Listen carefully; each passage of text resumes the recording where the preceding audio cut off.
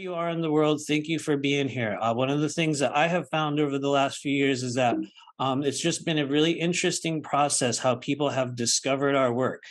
We never know how it happens. Some of it's through YouTube, some of it's through Facebook, some of it's through events. Some of us literally have past life contracts that we made with each other to appear at certain stages and, I'll do this and like you'll do that. And, it's a very, very intricately planned process that we go through in the human journey. And so yeah, I want to officially welcome everybody. There is quite literally, I mean this very authentically, there is a signal, there is some form of a wavelength that I believe is being sent out and shared by those of us who are on the path right now to really unlocking like why you are here, why we're here on Earth, what it is that we're doing in this thing that some of us call a great awakening or a dimensional shift or just this really wild change that's occurring on Earth. And so once again, the next phase of healing and intuitive activation has now begun. Some of you guys have been on the path for years, so you're already going to know kind of where we're at with a lot of the structures and the things that we're talking about here. But if you've been drawn to this unique moment in time, it is quite literally because on some level you have made a decision to begin to unlock your innate understanding of how to feel, how to use, and how to read non-physical, or we could call it spiritual energy if you want to use that term.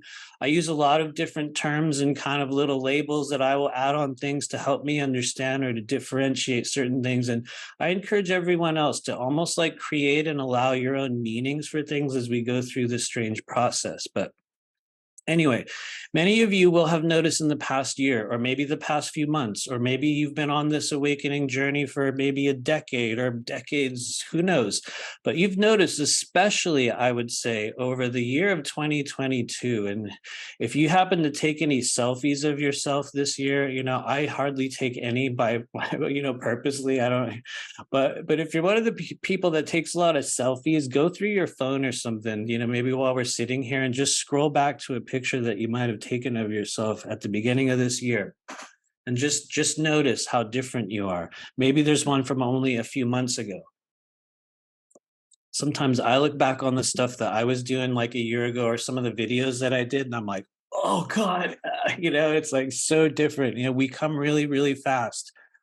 We go through many different stages of identity. And I think one of the cool things about people that are drawn to the work that we're doing is that you are quite literally becoming a new and very different version of the you that you were only a short time ago. You have heard the call to assemble, to train, to activate elements of your spirit. And like I said, some of us have been doing this for a long time. But really what I believe we're doing when it comes to the heart of it is remembering who we truly are. For me, part of that process, or really, I would say the greatest advancements in my understanding of who and what that is for me came when I started this weird path of, first off, this crazy awakening journey that I had in the very, very beginning. But things really skyrocketed for me when I began a path of learning how to understand non-physical anatomy in the body. The things that we're working with here today, the chakras, the meridians, which is the class we're doing after this, which I will say it now, if there's and it's, maybe this is dumb because we're in chakra class today, but I'm like, if there's one system that you want to work with that's going to fundamentally redesign your ability to work with non-physical energy, it will ultimately be the meridian system in the body. But before we work with that, for most of us, we start to understand what are the chakras, how do they work? What do they feel like? How do you know what it's like when you actually have a blockage in your chakras? What sort of elements or emotions, what sort of things might be going through our mind's eye? What kind of things would we be stuck on? When you begin to understand those things, you start to understand this, just how we can move and heal and change, and in many cases activate. Because one of the things we also do in this class is, as you learn to open up your chakra system, you will also be, and this sounds like a weird thing I'm going to say, but it is literally true. As you heal your non-physical anatomy, you become more psychic. You become more intuitive. what we call the veil, which is ever present for everyone. But what happens is we start to interact with non-physical energy in a very, very different way. And so it's just a byproduct of what we're doing. Some of us have big leaps there. Some of us, will transition into doing this work on a professional basis. I did not know that's what I was going to be doing when I started this process. I had no idea. But as soon as I started this process, my life fundamentally transformed in so many ways that it is undeniable that I was like, okay, I realize every single sign in my entire life is telling me to do this. And the more that I do this, the more certain, either healing or change will happen for myself or others, or, and here we are. So 6 years down the road, and now we're teaching the very thing that, kind of started me in this path. And so anyway, before I go on and on, because I will do that at many different intervals here. During the next 6 weeks of your life, you will be going on a very new and particular type of internal and also external journey, a healing journey, rather. Our mission is, if you choose to accept it, I say that both in a humorous way and honestly a very, very serious way. Our mission is to facilitate a clearing and realignment of some of the key structural elements of human energetic anatomy, the chakra system. We will be moving section by section, layer by layer through the subtle pathways in the body and creating new light, a new flow, a realignment, hopefully harmonizing our energy in ways that many of us have heard about but rarely experienced. What would that feel like before I go forward? What would it feel like? What would the experience be for a person who has harmonized, or we could say aligned, or add any ascension keyword you want to it, you did something to your chakras in a non-physical way, and let's say it was running really well. What would that actually feel like? You're going to be experiencing some of that segmentally as we move through the process. But for most of us, what tends to happen, and here's the thing, it's a process we will be always going through. It's not that there's ever a one and done journey when it comes to energetic anatomy. Most of us understand that it becomes a health regimen that we will begin practicing and sort of taking part in on a daily basis. But for those that devote themselves to constantly clearing and understanding and healing and really working with this energy in whatever way possible, at least what it's done for me is it has opened up pathways of clarity, of purpose, of just an understanding of the human journey in ways that I think, well, quite honestly, there's millions or maybe billions of people on the earth right now, you guys, who will never or will have absolutely no belief system that even allows them to take part in what we're doing right now. There's so many people on earth right now that do not even believe the process of energy healing is real. And those of us in this, this unique moment right now, we are among the people on earth who are meant to teach the rest of those people who are going to be awakening later. How does this work? What happens? What do we need to do? How do we heal in ways? And so anyway, I'll get stuck. I'll go on a crazy rant here. I feel a lot of you guys know what I'm saying. And I will say once again, I do not have access to the chat. So unfortunately, I don't know what you're saying, but we're gonna check it in a little bit. But each week, what are we doing? We're going to be learning about visiting, quite literally visiting. That's really what we're doing. It's like we're taking a little tour into our body as we go through this. We're activating and clearing our chakras in a new way using, yes, here we go, big spiritual buzzword, an extraterrestrial healing modality. Yes, very quite literally. I will explain why in a moment. Why is it an extraterrestrial healing modality?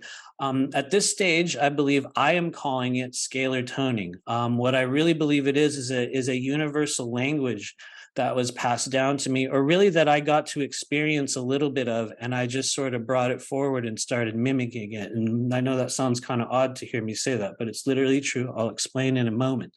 But when we use scalar toning, what we're really doing is enhancing and sort of awakening the ability of the human body to create an actual auditory frequency, a sound that we make, whether it's a command or a tone. And we're going to be doing that here today in a little while.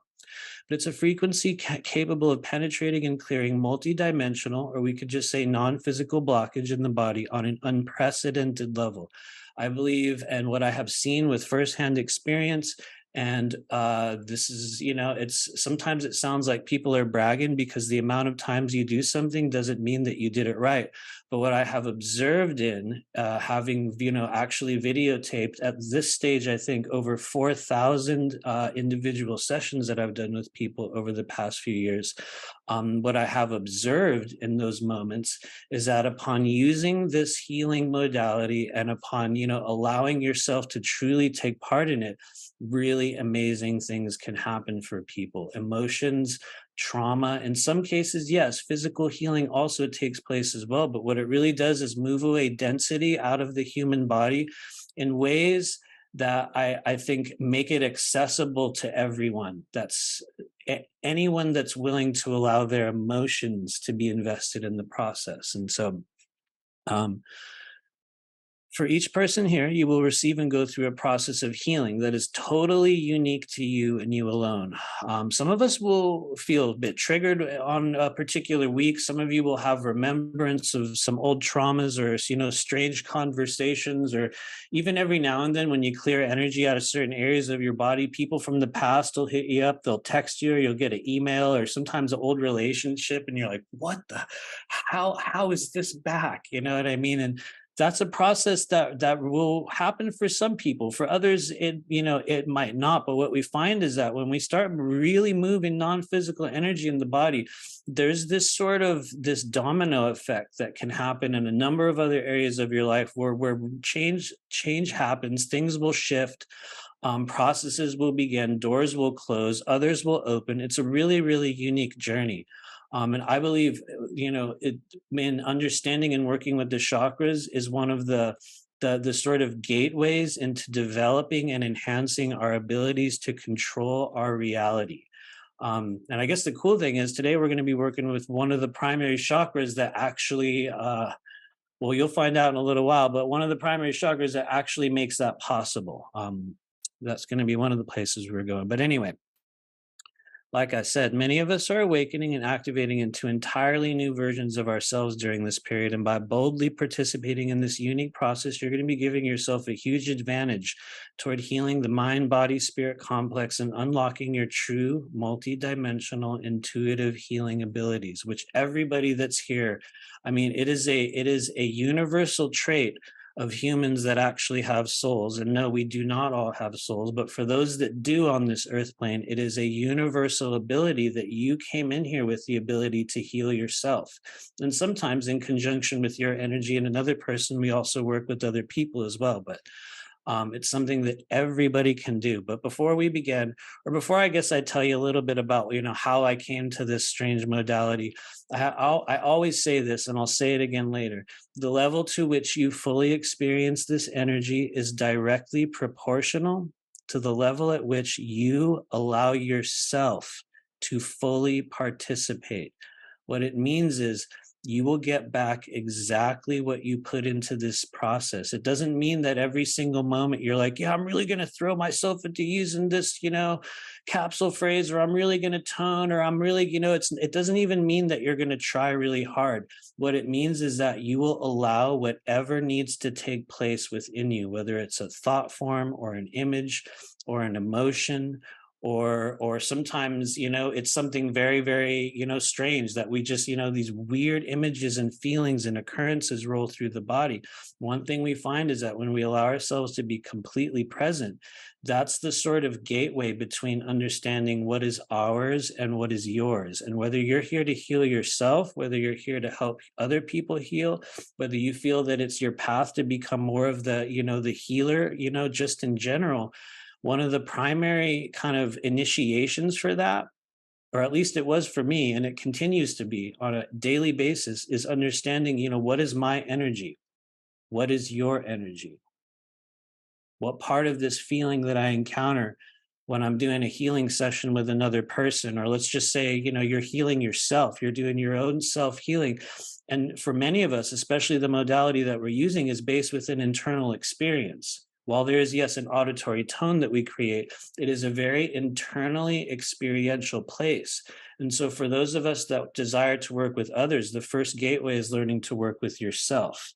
And so, in my opinion and experience, scalar toning and the capsule phrase, I'll call it part of a language, is the thing that really kind of jump started that for me, and it's a technology that I continue to use. And so, um, do let me know if you have any questions. It will be helpful if you raise your hand because I'm clicking on my chat thing and it still doesn't work, and I don't know why. So it's okay. And we're going to move forward. I will check it as we go to the next slide in a moment. And so, now in terms of the time that we're going to be here, I'm going to be 100% real with people. Some of these classes might be a multi-hour journey. I would like to ideally keep it around, between 2.5 and 3 hours, because that's what it tends to be. But I do want to let everyone know that there are times and there's a number of places that we're going within the body, and it may go a little bit long. I used to really try to edit myself. I used to be like, okay, I'm going to try to fit everything into this hour-and-a-half thing. And what I have learned, at least about the work that I do, is that each time is completely different, and spirit's going to bring certain things in. And so I do want to let everyone know there's going to be literally no self-editing that I'm going to be doing during this journey, which feel free. I will probably get a timekeeper for the following weeks, just so I don't get stuck on anything for too long. But anyway, I just want to let you know there's going to be no editing. This is exactly what I think needs to be said about it, which as a person who has also kind of, worked with others in many different ways, I would want the full version of everything. And so we're going to be doing the full version. Hopefully that doesn't mean we're going to linger for too long, because sometimes I do. But anyway, okay. So real quickly, how and where did the modality that we're using in this strange class come from? Some of you guys that have watched our live streams, you will have heard this story time and time again. Yes, I see your chat stuff there, but I can't. I see that there's a comment, but I am unable to actually read what it is. We're going to figure that out on our break, probably, which we will have a break eventually. But for me, I had what I call one of the foundational kind of, I'll just be real, here we go, extraterrestrial experiences I had in December of 2017. Now, like I said, if you've probably heard me mention this if you've watched any of our live streams or any of the interviews that I've done, but in December 2017, I was working at a little psychic shop in the greater Los Angeles area, just doing my little weird thing, barely getting started in this strange realm and in this strange, maybe we could call it an industry, although that feels like a misnomer. But one day I decided I was going to do a meditation on my little lunch break. Instead of going to get like some weird Chinese food from down the street, I was like, I'm just going to sit here and do a meditation. And I sat in this little olive green chair in this room, and within maybe a second or 2 seconds, it was almost instantaneous after I closed my eyes, but it was like as I closed my eyes, I opened my eyes and I was in another place. I was in an outdoor area. I could see the ground in front of me. It was very brownish and red. And when I look back on it now, it's like, I wonder if it was a place like Mars or another planet, or maybe it was a pocket dimension. But when I looked down in front of me, there was this strange earth underneath my feet. And when I looked up, there were three extremely tall, very, very dark, almost blackish, reddish skin humanoid males, I would say. I believe that couple of them had reverse joints in their arms, like it was backward, or in their legs, and they were doing a very strange dance in front of me. And I observed these men do this very strange dance, and then they lined up and they walked up to me and they built a little wall with their hands right in front of my body. It was like they went down to my feet, and each one of them did the sides, one of them did the front, and they just put this weird little fake hand wall over my body, and they split off and they came back around, and one of them blew this dust into my face. And as that happened, I was taken into a room, or I guess we could call it a dwelling space, or who knows, we for those of you that have had experiences like this, I know everyone kind of looks back on it and wonders and chops it up and analyzes it later, but let's just say I was transported to a physical dwelling, I believe in the same place or dimension. And in front of me, I could see, the brown earthen walls. And to my right, I could see what looked like a stone table.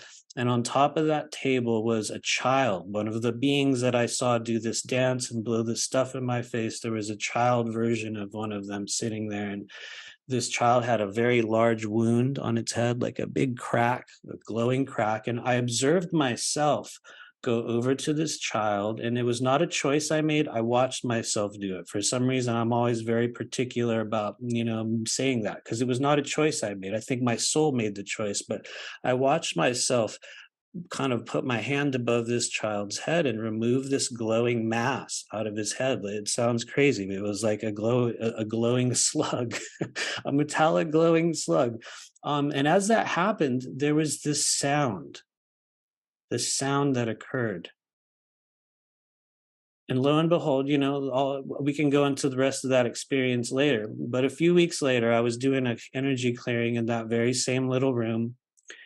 And I felt compelled to make that sound. And it was a tone. It was this thing that came out of my body. And when I did it, I noticed the person that I was working with had this crazy break, just all this emotion came out of her. And I realized there was something to it. And I began doing it every time. In the days and weeks that followed, I had had other experiences with these beings. And in one other one, there was this moment in which I came out of this tub of water as I entered the space, or whatever this, dimension is in which these beings operate. As I came out of this tub of water, there was a group of older women of the very same race, like grandma-like beings. And they were singing these words, this like, Maruva, Yaruva.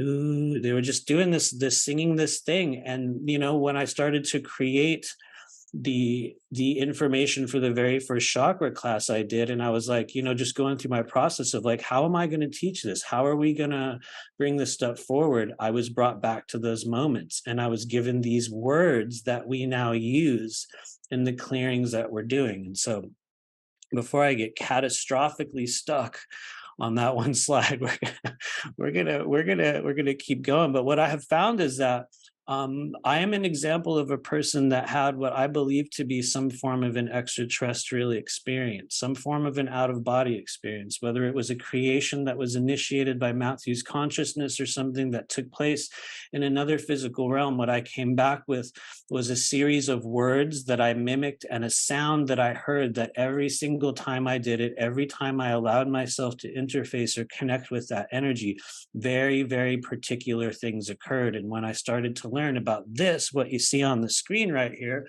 what I call human energy system 4.0, or you can add any keywords you want to it, just some of the internal layers of the non-physical energy body. When I started to interact with those commands and those tones and send them and aim them and allow myself to explore and experiment with them, what I realized is that they applied to areas in the body, that they all kind of vibrated certain regions, and that what it essentially is was pieces of some form of an ancient language, some type of a lexicon, this collection of words, or just something that was accessible to all. Because I know I'm not the only person that's had this experience. I know that the practice of using mantras or sort of sound waves or toning or even singing in prayer is universal to this realm. But what I discovered is the more we use them, the better it gets. And here we are a few years down the road.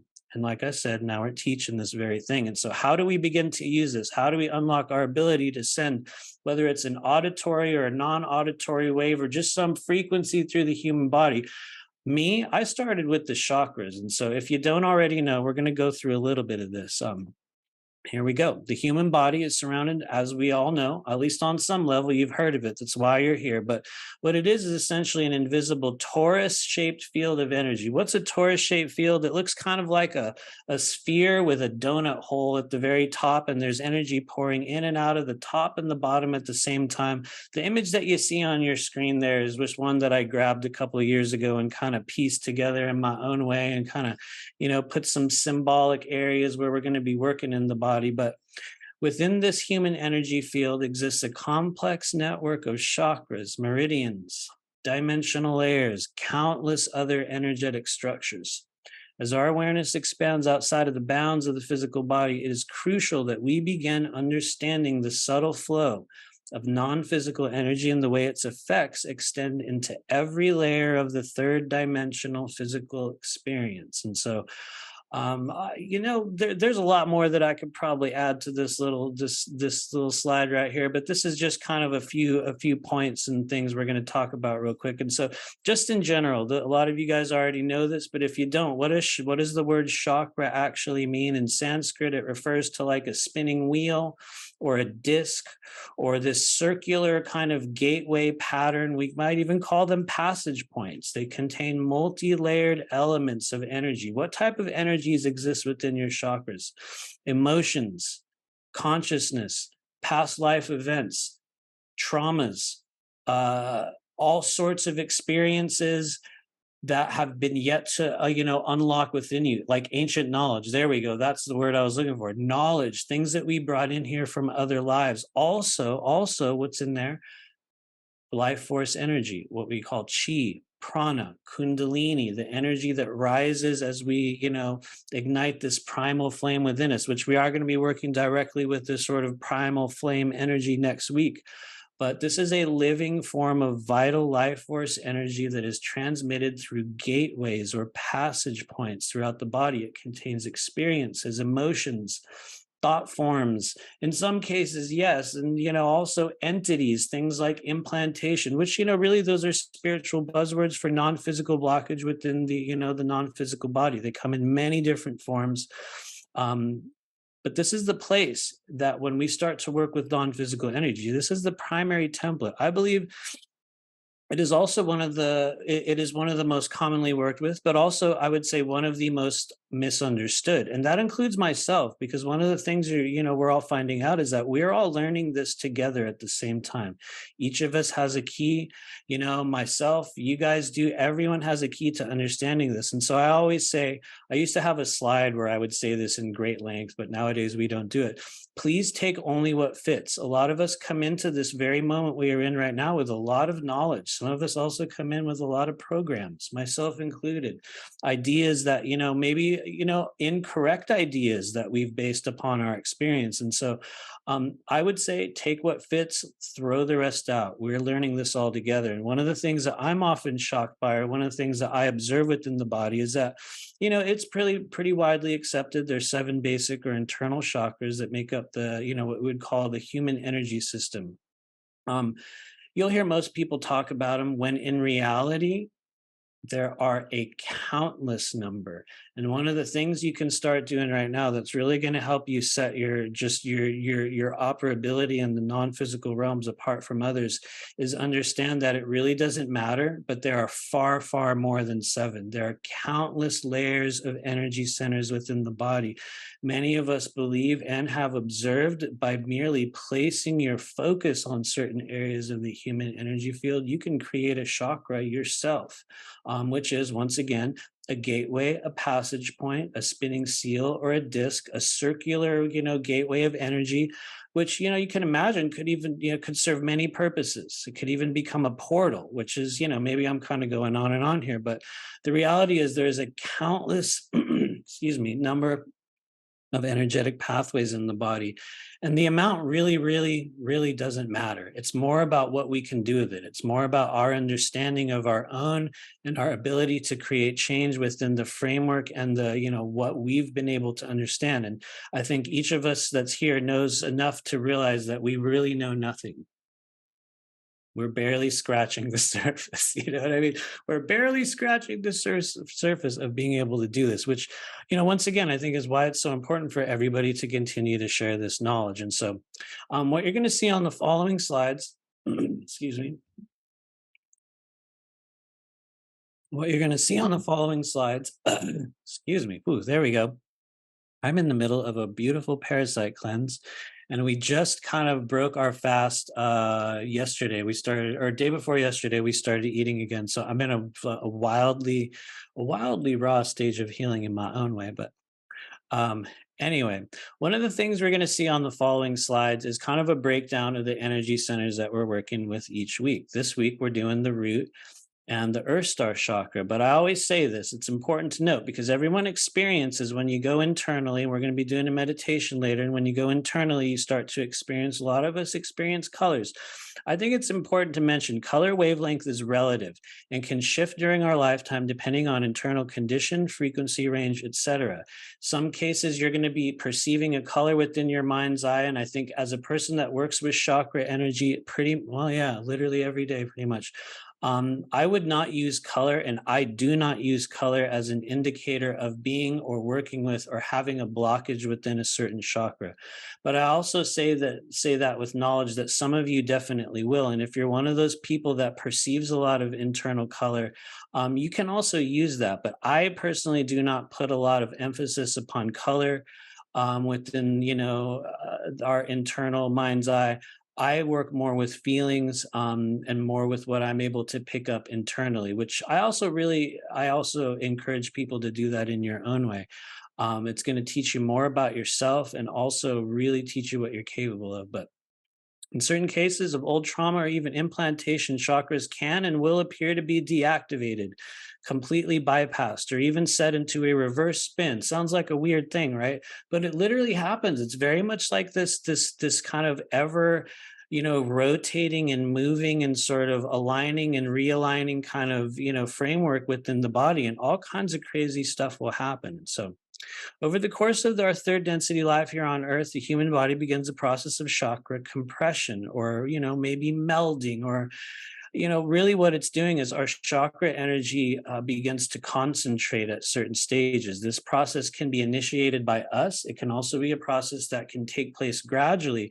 But what does tend to happen over time is that the what we might call the 7 or 12 or however many you want, whatever number you want to add to it, primary energy centers in the body, as we go through these stages of activation, this awakening journey, this sort of crystallization of the energy field, we have observed, myself and others, and also through firsthand experience, that our chakra energy tends to concentrate into what we call the Dantian energy system. And which you can see it right there, which really is, I think, one of the imprints, if that's the right word, of what we would call the fourth density energy body.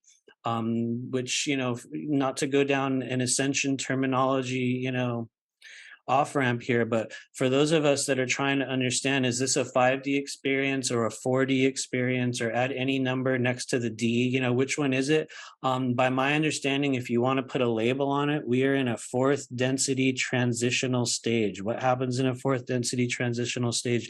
We begin to become consciously aware of non-physical energy and begin to interact very heavily, for those that choose, with the spiritual realm or the other dimensions or the other kind of aspects of the human experience that are not necessarily here physically with us. That's 4D, or I guess we could call it fourth density. And so that's really the stage that we're in right now. And so but as we go through that fourth density stage, which for some people is going to be many lifetimes, for some, it might be just this one, it's different for everyone. What we find is that the energy centers coalesce and gather and concentrate into those Dantians. And so you can begin that process now by learning about the Dantian energy system. You can just do a little search, and there's so much about the Dantians, but what are they essentially is the concentrated energy in the head, heart, and gut of the human chakra system. And so yeah, let me know if you guys have any questions. I'm going to make an attempt to get to my I'm going to try one more time to get to my chat screen, if they'll let me do it. Maybe they will. Let's see. Let's see. I don't think it's going to work.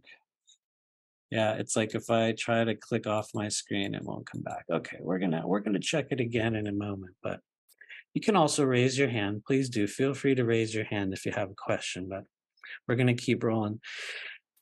At this stage of our collective evolution, it is critical, or in my opinion, it's critical that we become aware of the phenomenon of negative energetic manifestations, how we are constantly sending and receiving energy, and especially to the level to which our developing chakra system can, and for many of us will be at certain stages, affected by a host of conditions: emotional energy blockage, frequency interference, etheric attachment, even implantation, even experiences like addiction or some of the abuses that we have to endure in this life. Those are examples of what I call the maladies of the star seed, what we would call like handicaps per se, that we come in here with, conditions that we walk in the door with, agreements that we have to go through highly catalyzing processes of healing, which for many of us come in the form of addictions, abuses, great blockages, mood disturbances, mental health, issues, all sorts of bizarre kind of things that occur in this life. And yes, health issues as well. But each of us came in here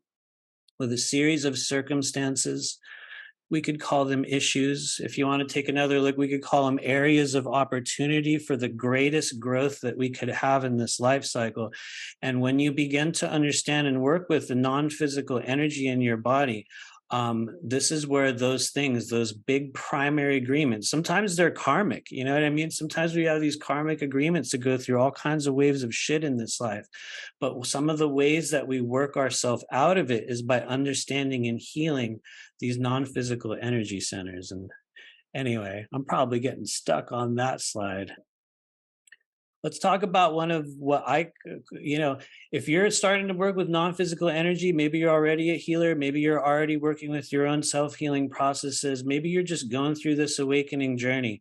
The root chakra is literally our energetic foundation. And for most of us that are really expanding in this life, if this place is not at least in some small way involved in a process of healing, it's going to be really, really hard for us to feel secure enough in our human journey to actually try or to do it or to kind of break through or to even start certain things. It is very much, it's like a starting point. It's not the only one, but for most of us, and here, let me just get into the content. Here we go. The root chakra, known as Muladhara in Sanskrit, serves as the structural base of our energetic anatomy and is often the storage ground for a tremendous amount of programming we receive in early childhood on both positive, because it's not always negative. I got to say, it's not that each chakra holds only negative experiential or timeline energy. It holds both positive and negative experiences, understandings, knowledge, emotions, all sorts of things. And like I was saying before I started reading this, for those that are wanting to work with non-physical energy, this is a place that we're going to be revisiting over and over and over again, to the extent that it's just going to become a standard part of your healing journey. You're going to address your root chakra. And so for those familiar with modern psychology, which maybe it's some of us, maybe it's not, it was the sort of gateway through which I came into this healing realm. It was my primary occupation prior to doing what I do now. But for those familiar with, third density modern basic psychology, the developmental consciousness of the root chakra compares with the basic need for safety and survival, that the base of what they call the hierarchy of needs, or I think it's Maslow's hierarchy of needs. For those of you guys that remember Psychology 101, this is what they were talking about. And so what is at the base of that pyramid? It is quite literally our need to feel safe and secure and abundant and taken care of. If you want to get into the stages, we would call it trust versus mistrust, or autonomy versus shame and doubt. You can go down a fun Psych 101 wormhole and understand all of the sort of ins and outs of those. But what it really has to do with is the way that we are pre-programmed as little children, the stage of your life where the world does this, therefore you do that. We're programmed through this transactional occurrences or experiences that we have as a child to behave, to feel, to understand who we are, how we receive. And for many of us, this is one of the most traumatized places in the energy body from the very start. It's the place where we get trauma early on in our life. And so when your clients come in and they're talking about childhood trauma, when they're talking about really trauma of any form that lies dormant and stuck within the body, that creates this pervasive feeling of dread, insecurity, fear, inability to physically thrive, grow, or to generate your energy, or to even exhibit personal strength. I know that was a lot. There's a recording. But when you encounter people with those, you will know that that's the realm of the root chakra. And so for those on the path to open up their innate multidimensional healing abilities, the root chakra is of paramount importance. Like I said, you're going to be going there constantly. And the more you know the energies within your own root chakra, the more you know the energies that lie dormant or are being healed or are activating or still exist as wounds in this area of your body, the more you are going to be able to understand what's going on with other people. And also the more you're going to know, wait, is that mine or is that theirs? Because when we start to open up chakras, like I will say a million times, you become way more perceptive. You start to feel non-physical energy in a way different manner than you did before. And when we really allow ourselves, which is one of the key words for when you're opening your root chakra, you really have to allow something to be open and to flow. And some of you guys will notice, even as I say that, you're going to make a decision to completely relax your thighs and your bottom and your perineum and your stomach. And as I'm talking, you're just going to consciously let all of the muscles in your torso and especially your groin, you're going to consciously let them just, and you see now you're aware of that area of your body. Good job. Just let everything relax and open up. I mean that sincerely. For those of you guys that allow that, what you're going to feel as we are talking right now, whether large or small, you're going to be feeling directly the energy of your root chakra, especially those of you that can tune into your perineum right down there, right in your bottom, right down there. You're going to be feeling the energy of the root chakra. You might also feel it up in the what we call the sacrococcygeal something or other. We'll see it on the next screen. I always forget its name. You might feel it move up your tailbone a little bit. This is the area where we start to understand and feel, and really for those of us that need to learn how to receive in this life, this is one of the ones. I'm also one of those people. I have a hard time receiving from people, and that's a sign that you got root chakra stuff. You might be stuck in cycles of lack or anyway. We will get into more of that in a moment. So when we have effectively shut down or limited this energy in our body, we can get stuck in loops of victim mentality. Keywords for root chakra blockage are just difficult energy there, lack programming, self-sabotage, and for many of us, just a simple inability to meet our own needs or to engage in self-care, things that you need to do to take care of yourself. Like for anyone that's ever been so depressed that you couldn't even tie your shoes or brush your teeth, those are examples of the kind of functions and the energies that get clogged up within your root chakra. And there's many other places that also have that effect. So it's not just there, but anyway, let me move my little window here. In order to correct the spin and alignment of the conscious energy being created and transmitted from the root chakra, we need to come to terms with the programming and limitations that we have knowingly or unknowingly allowed to be absorbed into your mind, body, spirit complex. By limitations, I mean the areas in life where you keep yourself small, where you don't allow yourself to experience all of everything, where you don't feel safe maybe. Maybe there's still programming existing in your body that every time you try to do a new thing or take a new move or enhance some area of your life, you snap back into this stage of traumatic, maybe social stuff from middle school or when you were a little kid or age 5 when somebody did something to you and you felt fundamentally unsafe either to be yourself or to just be present. Whatever that is, I am not okay in my own self. Those are the feelings that exist within the root chakra. And so for many of us, this is a place where a lot of people get stuck and don't go any further, because as soon as we dive into the energy and all this old stuff from the past rolls in and you're like, and it gets hard. But here's the thing. That's not to say that everyone has a blockage here, because everyone doesn't. What you will find, though, in general, is that each of us will tend to get stuck in one or more particular chakra areas. It doesn't mean you're only stuck there and your consciousness never moves past it, because it definitely does, but you will be stuck in really developing the full breadth of what's available to you in certain areas of your life. And so the root chakra is definitely one of those places. But anyway, I'm getting the nudge. I'm getting the nudge to keep going here. And so let me know if you have any questions and we'll check the chat in a little bit. But the energy that passes through the root chakra connects with many elements of internal energy. But most importantly, it passes energy upward through, yes, the chakra's own circulatory system. We're not going to go into it too much. We're just going to name it here. And we'll talk about it maybe a little bit in some of the other sessions. And who knows, maybe we'll do more dedicated work on this in another class. But it's called the nadial complex, or the nadis. Many of you guys that are already familiar with chakra energies or just, structural, spiritual, anatomy in your own way will have heard of the nadis. But there's 3 primary channels known as the Ida, the Pingala, and the Shushumna.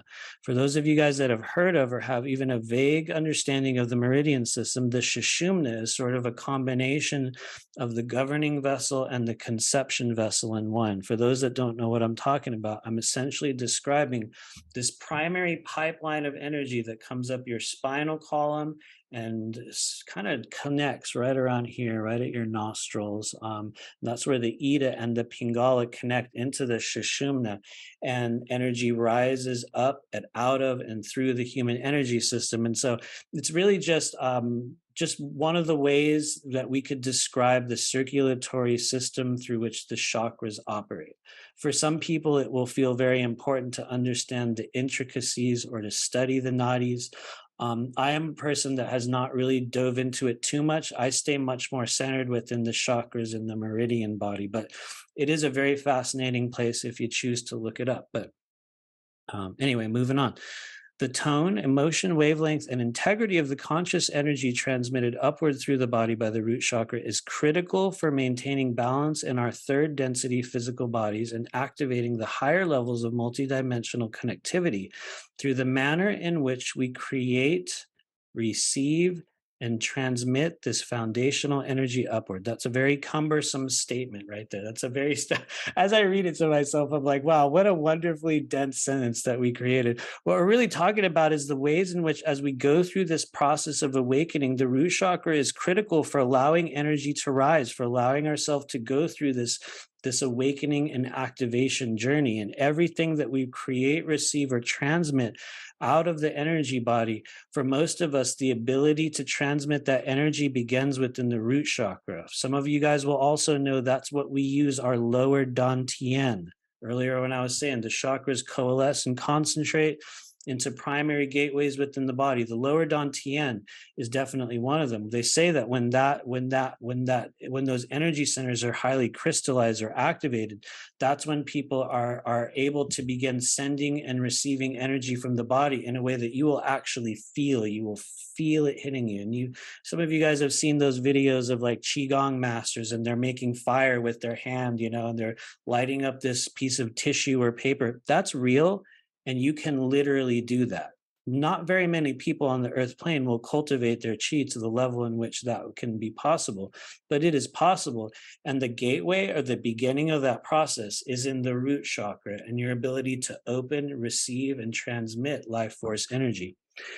And so anyway, let me know if there's any questions on that.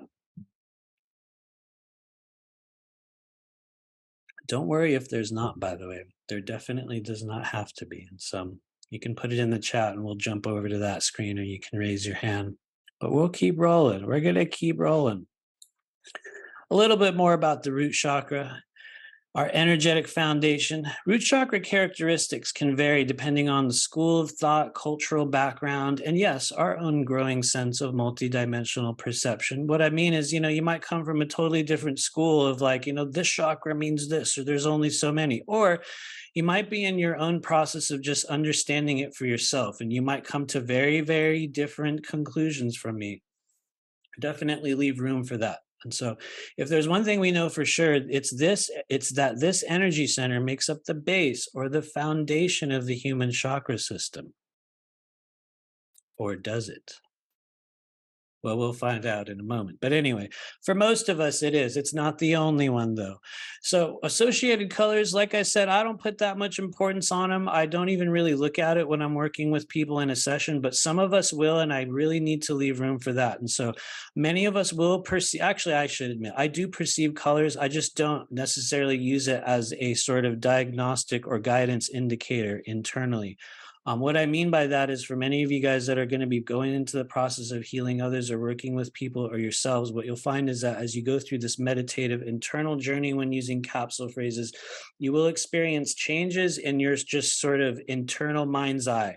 And one of the things that happens when we start using capsule phrases and scalar toning is that you get a lot of color playback internally. It really does interact with the pineal gland, which is everybody can do it. But one of the easiest ways to do it is through vibrating your energy field. And many of us will experience a deep red color in the root chakra.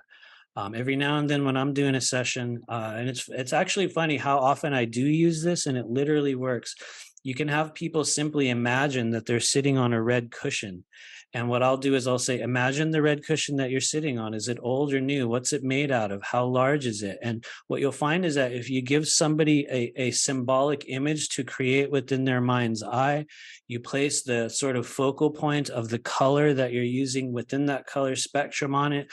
You sort of place that object that they're creating in their mind's eye near that energy center of their body. What you'll find is that people will begin to organically just feel or start getting their own internal cues or emotions about the energies in the root chakra. And so one of the things I do is I'll say, just imagine you're sitting on this little red cushion. And you will probably find a much more effective way of doing that, or a different form of symbolic imagery with which to create that. You can use a red orb, or you can just use the capsule phrase, Ma Ru Va. I'm going to show it to you right now, because I know there's a lot of people that are new here that might have not experienced capsule phrases or have never worked with myself or Nora, who have not experienced or used this. And so it might be the first time, and so it'll just sound like me singing some weird phrase here. But what it essentially is, this is the frequency that vibrates the root chakra and also your earth star chakra, really everything from the waist down. And so I would like you guys to just notice what you feel and what you perceive as you hear this. I might do it twice because sometimes I'll do it over Zoom and the Zoom thing will cancel the sound instantly, but lately it's been working. And so this is the capsule phrase for your root chakra, earth star chakra, and really the base of the human energy field. What I'd like everyone to do is, as you hear me create these tones or this phrase, just breathe in and just make a decision that it's like you're sampling internally. You're making this decision with yourself. You're like, I'm going to perceive this energy. Where does it go in my body? It really does help when you make an actual decision to say, okay, it's like walking over to an hors d'oeuvre table and going, okay, let's see, what is this? Hold on. You don't have to eat the whole thing. You're just going to be like, all right, let's experience this energy. And so here we go. Take a deep breath in. Let everything out. Breathe in as you hear my voice.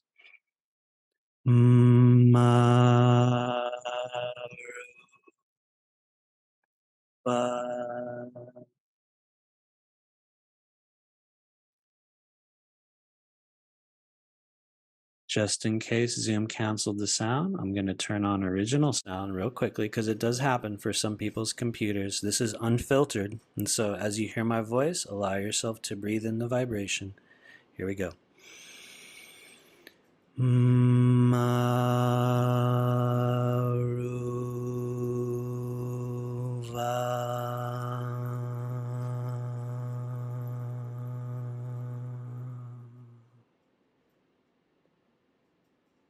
Maruva. And so that vibratory sound complex purposely opens, blooms, vibrates, and alters the energy of your root chakra. And so I'd love to hear in the chat if you experience anything when that took place. And so let me know if you do, and we'll click over to it. Anyway, Maruva, we're going to be using that today in our clearing as well in a little while. There's other sounds that you can use to interact with your root chakra. Many people have heard this. Many people have used it. There's a number of meditation or modalities, mostly Eastern, that use the sound lam or lung. I tend to use lung when I do use those kind of root sounds. Just because I believe the NG consonant ending on that creates more of a basin or almost a concave effect within the energy field, so energy can enter. Whereas lum with the M at the end, I think creates, or what I have observed, creates a little bit more of an outward effect. Like one is domed and one is sort of concave. I'm sort of, I'm doing it in an awkward way, but I've noticed that lung with the G at the end, just for me, seems to work a little bit better. And so, but I do prefer to use Maruva anytime I'm working with root chakra or earth star energy. Universally, that's also one of the ones that people have emailed me a bit about over the years, where they're like, somehow I hear that in my head, or I've been doing it in my meditation. Or one lady was like, I was doing it with my kids in the car on the way to school when they were having a bad morning, and I was like, what? Whoa, really? Okay, cool. But and the thing is, doesn't have anything to do with me. It's a universal ancient language that everyone can use. And so I do not own these words. Don't worry, you guys. They're free for everyone to use. But Maruva. And so where does it affect within the body? What's the organs that are actually affected by the root chakra? There's going to be a lot of ideas on this, you guys. Some people are going to tell you this or that, or it's this part within the organs. As far as I can tell, and I do believe this, after years of kind of working with it, it does tend to go up into the kidneys, the adrenal gland, sometimes the colon, sometimes just any of the energy within the psoas muscle as well. But when it comes to the organs, I think the adrenal glands tend to get affected the most by root chakra damage or root chakra blockage. And also when we use Maruva, it goes straight into just the kidneys as well through the kidney meridian. And so I always say, associated physical anatomy for the root chakra to me is the adrenal glands. And then also anything else from the waist down, feet, legs, knees, areas that govern mobility, support, movement, physical foundation. The frequency base, I think, lies more in the perineum, but some people say the sacrococcygeal nerve plexus near the tip of the tailbone. You could just think of it like your tailbone or that little spot down there in the middle. That's where I think the majority of that energy sort of kind of ignites and twists and moves upward. It has a very special relationship, like I said, with the adrenal glands, but it really can go anywhere to any organ. So it's not that, that would be the number one, but I do believe that is the primary system that will vibrate with the root chakra. And so, as we already heard, this rules our physical energy and drives us towards self-preservation. Psychologically, root chakra governs our feelings and beliefs related to security, safety, abundance in all forms, and most importantly, our ability to receive. And so imbalances in this energy center alone can be one of the primary reasons why people get stuck in victim consciousness. Big keyword for root chakra damage, just misalignment, whatever term you want to add to it, something's not working right in there. Victim consciousness. You're going to see people that are professional victims. That's a good example of a person that is chronically deficient or blocked within the root chakra. Cycles of fear, that's a big one. If you understand the relationship with fear in the kidneys, it makes total sense, especially the adrenal glands. Inability to maintain energy. For those of us that just, it's just very hard to keep yourself aware and healthy and flowing and, in alignment with your physical body. In general, that can be a lot of places, but I would also say lack mentality. If you don't know what that is, that's many of us go through it. We all have our own flavor of it, but it's just not having enough, not being enough. And for some of us, it's a program that we are just literally, not stuck with, but we could feel stuck with it for a lot of our life. We will never be enough. We never had enough. There never will be enough. That's a really good example of just the sort of the lack mentality that a lot of us hold on to. And related diseases, what else goes on there? Chronic fatigue, that's a big one. Good example. Or chronic fatigue in general can also be interacting with any other area of your energy body. But in terms of where certain frequencies can be based or where they can lie within the chakra body, and you'll find it's different for the meridians and also the organ consciousness. But we do find chronic fatigue can be born within root chakra deficiency, as is things like fibromyalgia. Eating disorders is a big one. Obesity, people that are just stuck with trauma weight on their body, which is a big thing. I had I think almost 40 pounds of trauma weight on me when I started this awakening journey. And, most of it's gone now. Sometimes it comes back. Maybe it's not trauma weight anymore. Maybe it's just, life weight. But that will definitely be affected by energy in the root chakra, as is things like hemorrhoids, constipation, sciatica, loss of mobility due to stagnancy. Archetypal energy is often related to the energy of the mother, the primary relationship, and age 0 to age 6, right? The relationship with the mother, going back all the way, to the modern psychological understandings of early childhood. It's all about the mother already. And so, archetypal energy that exists within the root chakra, the energy of the mother, and our relationship with what she represents, how we're programmed, and the ways in which we express and kind of connect with this energy in our life. Big effect on the root chakra.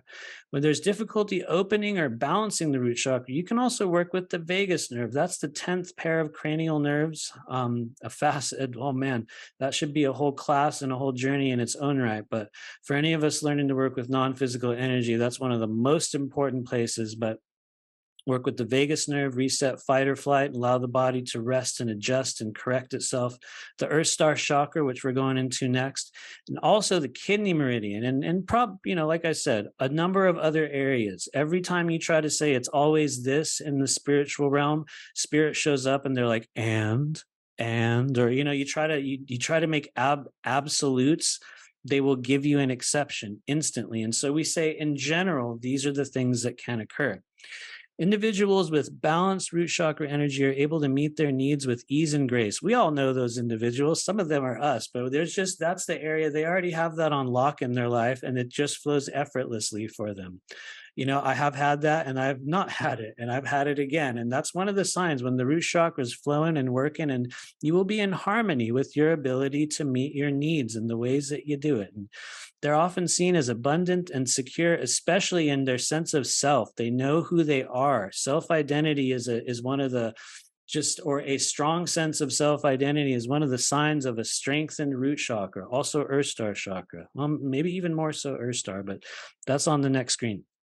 They have a strong and unwavering ability to remain self-sufficient and will often transmit that frequency outward, creating a vibe of safety, groundedness, and reliability. People get drawn to people with strength in certain areas of their energetic anatomy, oftentimes because they might not have that strength or because it vibrates with them. And so you will just find people with that have strong energy in the base of their energy field will seem to be a little bit more magnetic, and they'll feel comfortable to be around.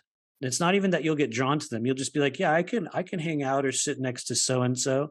That's sometimes, not always, but I would say, most of the time, it's a sign that there's a settled, operable energy in the root. And so deficiency, though, will show up as disconnected, ungrounded energy that is easily swayed or uprooted or influenced due to lack of foundation and self-sovereignty. It's like not being plugged into anything. There's nothing that you're tied to, so you just kind of drift and float. And for some people, there can be bliss in being completely ungrounded. It's not always a crisis. There's pleasure in it for a while, but at a certain stage, you'll need to renew yourself and reconnect. And that can definitely be a problem. You'll get stuck in things like hoarding, hypervigilance. You'll become very inconsistent or wishy-washy.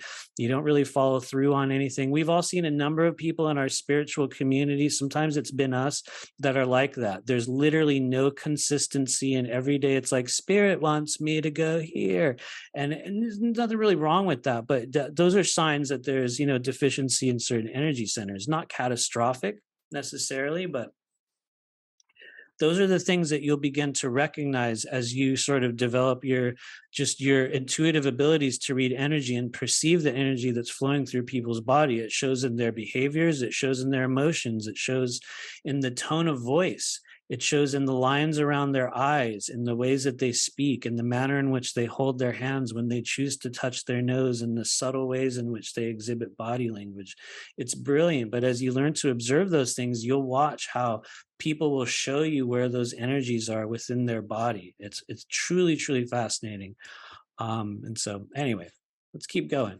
We're going to go into the Earthstar chakra next. But anyway, never forget, working with the root chakra can help restore safety, security, groundedness, our ability to receive, and the release or renewal of physical or psychological stress factors. That's a really long sentence. You can go back and read it to yourself later. But when you're trying to restore these things in yourself or your clients, This is one of the places you will always know where to go. It's not the only one, but as you're working through your knowledge and your tools and the modalities that you picked up along the way, you'll hear those things and you're like, oh, that's okay, root chakra, okay. And you can dive into it and unpack it with people in your own way. But most often what's down there is childhood or latent trauma programming. If you want to label it or put a, like a just a sticker on it, what's mainly in there? It's usually those things: early childhood trauma programs, all sorts of other stuff as well. But anyway, please do let me know if you have any questions. I can see if someone puts something in the chat. I just won't see the actual message until I click off the screen. Don't worry, next week it better be solved by next week. Anyway, let's keep going. Let's keep going. How are we doing? We're actually not doing that bad on time, you guys. We got a few. We're going to do 2 more slides. We're going to do this one and this one. Then we're going to take a quick break. We'll take usually about a 7 or 8 minute break. And then we're going to talk about scalar toning, and we're going to do an energy clearing. And so just to give you an idea of where we're at in this process, sometimes it goes long, sometimes, not necessarily, but, and so let's move to the next chakra that we're working with today. Honestly, this one should probably be first. Because when I start doing an energy clearing, and this is on a pretty much everyday basis, when I am working with someone's energy, and what we do in our sessions is we come in and we'll talk a little bit. And like I just said, I observe energy and listen to people and hear what's going on, and, ask a bunch of weird questions. We'll pull some cards, and then we go into this stage in which we do kind of a meditation together, like we're going to be doing here today. And we start to work in real time with the energy body. And I always always start in one of 2 places on the human energy field: at the top of our head or down at the bottoms of our feet, based on what's going on. And the conditions are unique and individual to each person. But one of them, I would say 50% of the time, it's either the top of the head or the bottom of the feet. And the reason why is because we start with the Earth Star chakra, or what I call, and many others, our etheric plug-in point. I always use this kind of silly metaphor. If you've ever had your phone and you've been trying to charge it, and you plug it in and the cord doesn't really charge, and you got to twist it or push it to the side, and it just never charges all the way and it keeps dying on you. That's an example of the Earth Star chakra. It's a plug-in point. It's this node. Some people could call it a secondary chakra, although I think it's one of the primary ones, one of the areas where I'm like, how could we not notice that weird pool of energy underneath our feet? Everyone's looking at the internal body, but there's this thing down there. And I know I'm not the only one that perceives such a thing. So it's not, I definitely did not make that discovery, but most of us discover it within ourselves, and we're like, well, I'm starting to perceive this thing down there. Or other people tell you about it and you start to interact with it internally in your own way. And what we discover is, you can think of it simply, from a very simple perspective, like I said, as a timeline plug-in point. Or we could get more specific and say the Earth Star chakra is the connection point between our subtle energy body and what we might call the organic earth grid, of non-physical, multidimensional energy flowing within our planet. When we talk about, the energy that rolls through, we could say ley lines, or the earth grid, or, whatever term you want to add to it. It is literally real, and it is a fact that it exists within our physical space, this non-physical grid of energy through which our human bodies draw, we receive, and we send, and we interact with that. And as the human body continues to expand in energetic bandwidth, you can think of this like a charging port for the non-physical energy centers that connect us with this physical realm. Even if you don't feel like you're from Earth, and granted, not all of us are, this is the place through which we draw the energy into our physical body. It's one of the most important energy centers that we can begin to work with. I also think it's one of the reasons why, when we have clients or even ourselves and we work on the root chakra, or maybe you're doing a Reiki treatment on somebody and you're working on the root chakra and it doesn't work. It has nothing to do with Reiki or anyone's techniques. It happens to me. Sometimes you'll work on an area with a person and nothing will happen, literally nothing. And it's like, why, what, why did nothing happen? Maybe it's me. So sometimes it is us, but sometimes it's because there's another energy center right nearby that's completely and utterly blocked. And for most of us, the reason why we can never really ground ourselves and regenerate our physical energy within the body, or even our perspective and viewpoints, is because the Earth Star chakra becomes disconnected. It still works, but it's like your phone, and it's like it doesn't really ever get charged all the way, and we're always twisting and turning it. And there can be lots of belief systems there, which we're going to talk about in a little bit as well. But from another perspective, you can think of it like the needle on a record. The resulting vibration creates a song that echoes throughout the spaces in our energetic container and seems to create a frequency signature, literally your tone, your frequency, your wavelength, that will begin to attract a similar wavelength from other sources.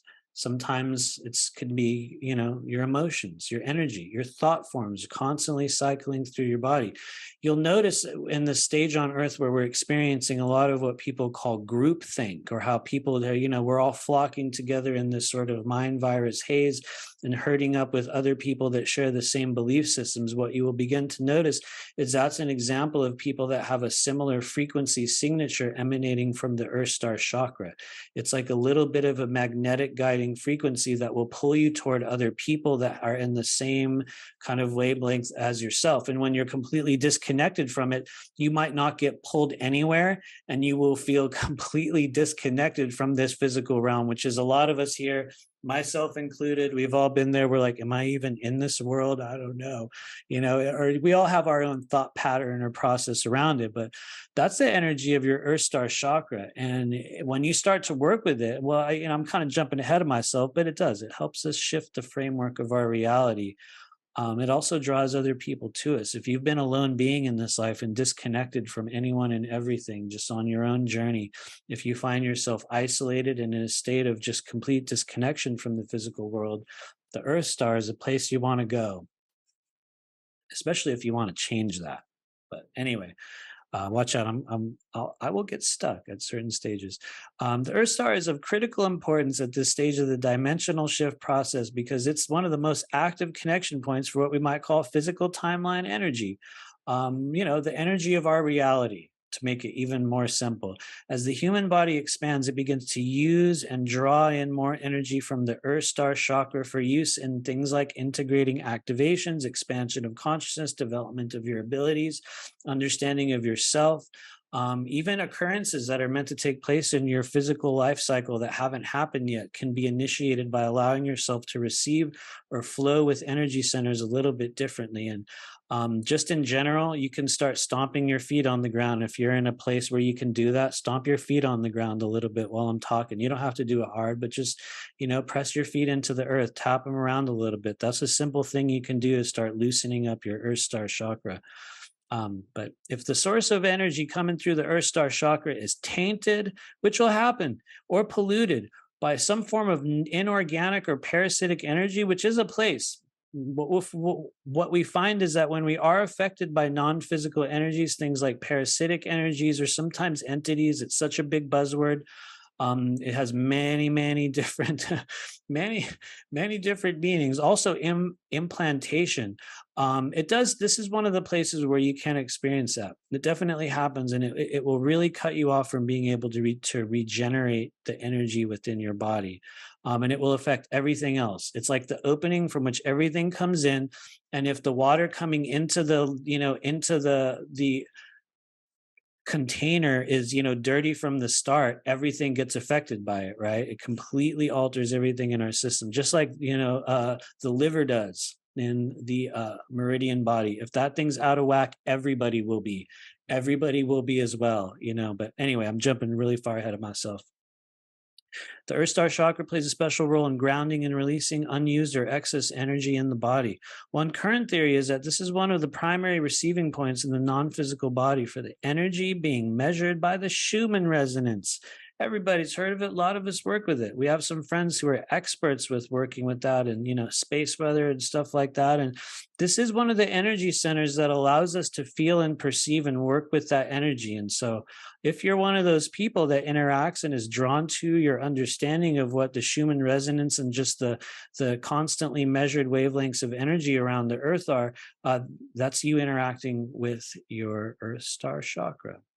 That is literally it. And so as chakras activate and emotional energy moves upward through the body, the Earth Star helps to release and balance the intensity of that flow by sending excess energy back down through your feet into the earth grid, similar to the way solar panels, for those of you guys that got solar panels on your house or you're familiar with it, at a certain stage, you start feeding the grid. You start sending energy back in. And with cultivation and healing of your human energy system, that Earth Star chakra begins to activate, and you're not just receiving anymore, you are sending. It is one of several, and I'm sure there's many, many, many in the body, but places that I have observed are kind of multipolar or different. Some people call it differential flow, where like it goes multiple directions at the same time.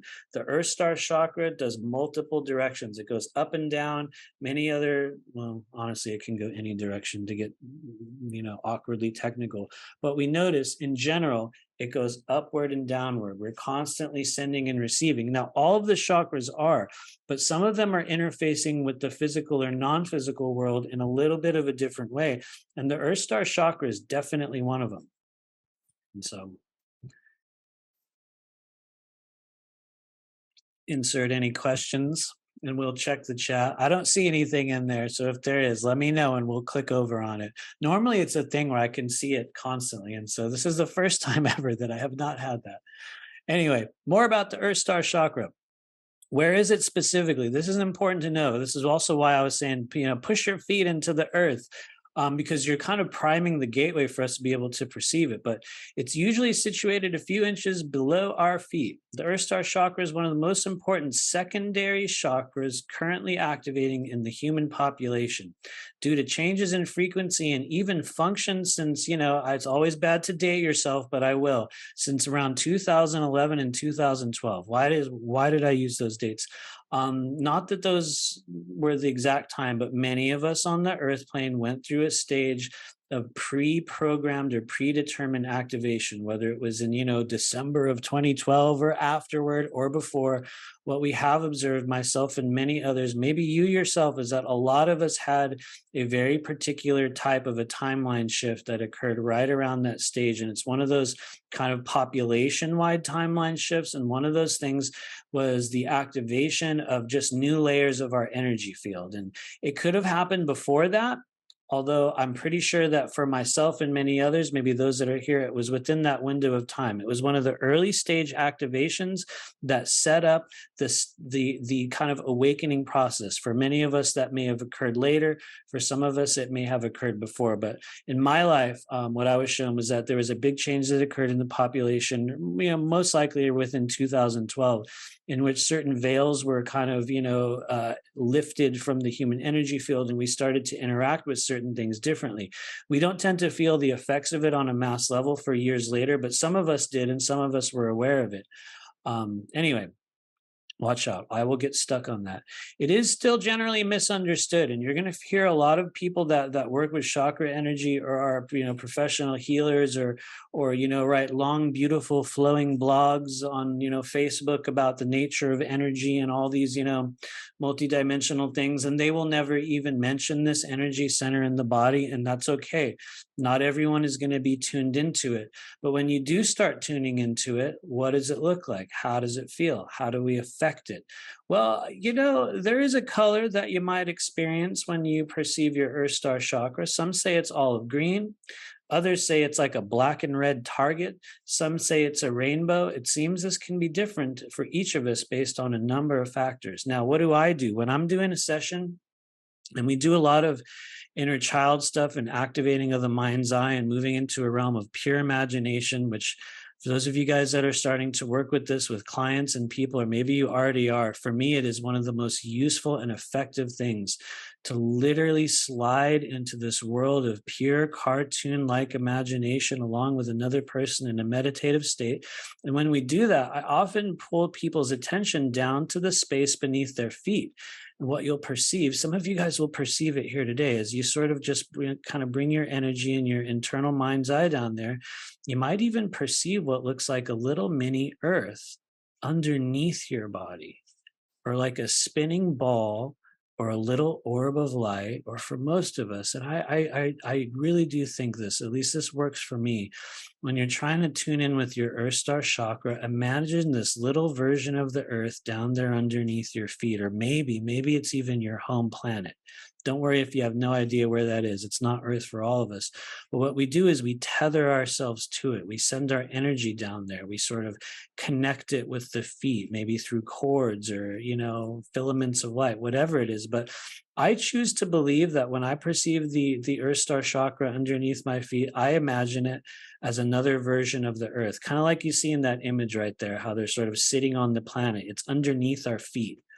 And so no matter how you perceive it, just like we did with the root chakra, you can use the phrase ma, ru, va. In my opinion, it works even better for the space of energy underneath your feet. Not that it matters where you aim it, but Maruva is for the base of the energy field. And so when you're trying to vibrate the base of the energy field, it's shockingly effective, even if we don't know what it is or how to use it. One day I want to do an experiment. I'm not sure the exact name of what that experiment was called. I think it was cymatics, but where they will sort of play a frequency onto a table with a bunch of salt, and as they play the frequency, it'll change configuration into different images or things like that. I'm describing it in a strange way, but I would like to do some sort of an experiment where we do Maruva, into a situation like that, and see what does the frequency look like, how does it show up. I'm just very, very curious about it, but it works very well down at the bottoms of your feet. Now, there is an associated root sound that some people use. I have read that people will do this like nong, and you'll hear other people will kind of make a sound like that.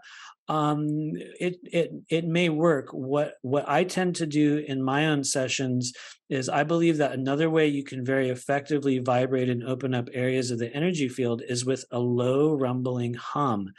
And it is very, very much quite literally. I'm just going to do it for a second. This is literally a thing that we will do in our sessions, and it's like you'll sort of gather your energy and your focus.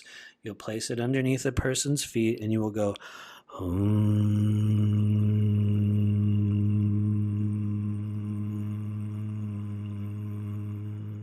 And it's like this deep, low, guttural sound that you allow within yourself. It doesn't always show up real well on the audio. It doesn't always show up real good over Zoom, but some of you will experience it. And so you can also use that.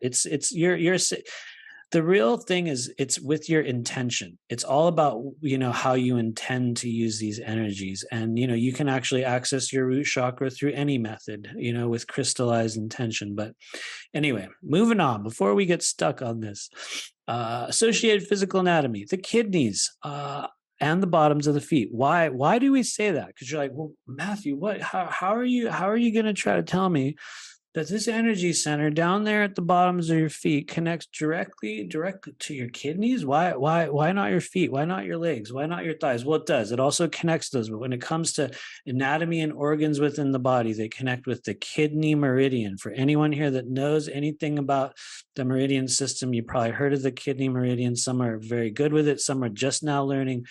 Where does it start? Where does the kidney meridian start in your body? Down at the bottoms of your feet.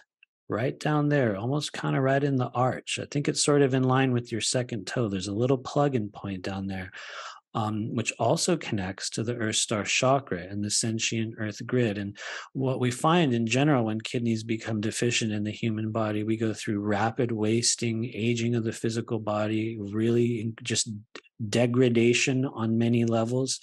And that's an example also of energy that, or what can happen when energy is deficient in the Earth Star chakra. You can have the same sort of symptoms, and it will definitely affect the kidney meridian. And so when it's working well, though, high connectivity shows up as a secure, warm, and magnetic personality. Sounds kind of similar to the root chakra, right? It is, because those areas they're in tandem with each other. They're working together constantly. But we notice that it tends to bring people more of a physical glow, more of a youthful glow. You're going to see a lot of people in our like community, and it turns out they're like 10 or 15 years older than you think they are, and you look at them and you're like, wow, I had no idea. That's a good example of when the Earth Star chakra is operable, at least flowing physical energy through the body, because people will tend to adopt this sort of timelessness or this agelessness within the self. You will also be far more connected to people and places. As I'm awkwardly drooling on myself here, you will be much more connected to your physical world. People with strong Earth Star energy are highly regenerative, but anyway, let's keep going. It rules our connection with the non-physical earth grid beneath our feet that supplies our energy body with the organic energy from within the earthly realm. The quality of this energy is dependent on the frequency being emitted from the environment, the planet, and all life contained therein. That's a really long way of saying that the energy of the earthly realm is really one of the primary effectors of the Earth Star chakra. When we're experiencing the great trauma and all the wildness on the earth plane, that's one of the places through which we're perceiving the vibration or receiving it into the body. As we move through fourth density, it takes on a new role, like I said on the last slide. It's a receiver and a transmitter at the same time. It's also the primary plug-in point. And so, to put it simply, when we really activate and send energy through this chakra, it helps us to transmit the frequency of our chosen reality, what we've internalized and what we know about ourselves. We start to send that out into the world. And what you'll notice is that people's lives will change. At a certain stage of their life, they'll turn a new direction. Big things will take place, sometimes small things. It can show up in many different ways, but we start to begin to just influence the events that take place on a much more expanded level. It's just one of the places, as you learn to work with it, you will learn how much power you really do have to influence things. And so healthy Earth Star energy is critical for all those of us star seeds, wanderers, or whatever kind of term you want to add to it. Insert ascension buzzword here, or anybody of non-earthly origin, due to what I believe it's like a genetic predisposition to come into the body with certain chakras or non-physical anatomy kind of disconnected or suppressed. I think the Earth Star is one of those ones where people who didn't incarnate on Earth too many times will come back in here, and it's like, oh man, you can tell you're not from here. You know what I mean? It's like you've got the signs of a multidimensional being in a physical body. It's one of the ways you'll notice. Positive balance characteristics: feeling of belonging in one's own environment, being connected, feeling supported. Like I said, you will adopt, or you just have this more organic kind of warm and glowing quality to yourself. It's not always obvious. You don't have to have that. You know what I mean? It's not that that's mandatory, but people that cultivate that energy, you'll see it in a weird way and be like, huh, something a little bit more, just different. There's a glow that people will hold. And that's because they're consciously able to moderate, increase, or change how much energy that they're bringing into their body. And it's not like it's conscious. Sometimes it's a thing we will do unconsciously as we begin to attune to that energy center. But feeling connected, in control of our world. The world is psychology. We might call it a strong internal locus of control. Negative characteristics, though: dissociative disorders. That's one, definitely. Yeah, we're here, but not here. Also, autoimmune disorders, physical wasting or inability to absorb energy, kidney disease, rapid aging, feeling disconnected, alone, even from the wrong planet. Like, do I even belong here on Earth? That's a frequency that arises from the Earth Star chakra. And so I'm having a hard time switching slides. What we're going to do here is we are going to take a quick break. Our generalized break time, and I'm going to click over to the chat just really quickly because we're about to take a break, guys. So I'm going to real quickly stop sharing. Or real quickly, what we're going to do after this break is we'll come back. We're going to do this slide right here, and then we're going to do energy clearing. But just want to check in with everybody. How's everybody doing? Yes, finally, I see the chat. Thanks, you guys. Thanks for bearing with me. It's sort of, I feel like out of touch, like communication wise, because I can't, you know what I mean? Normally there's a lot more interaction in our chat realm. But thanks everybody. Thanks for being here. Thanks, Hope. I've always perceived that the Earth star as roots coming up from deep in the earth. Boom, there you go.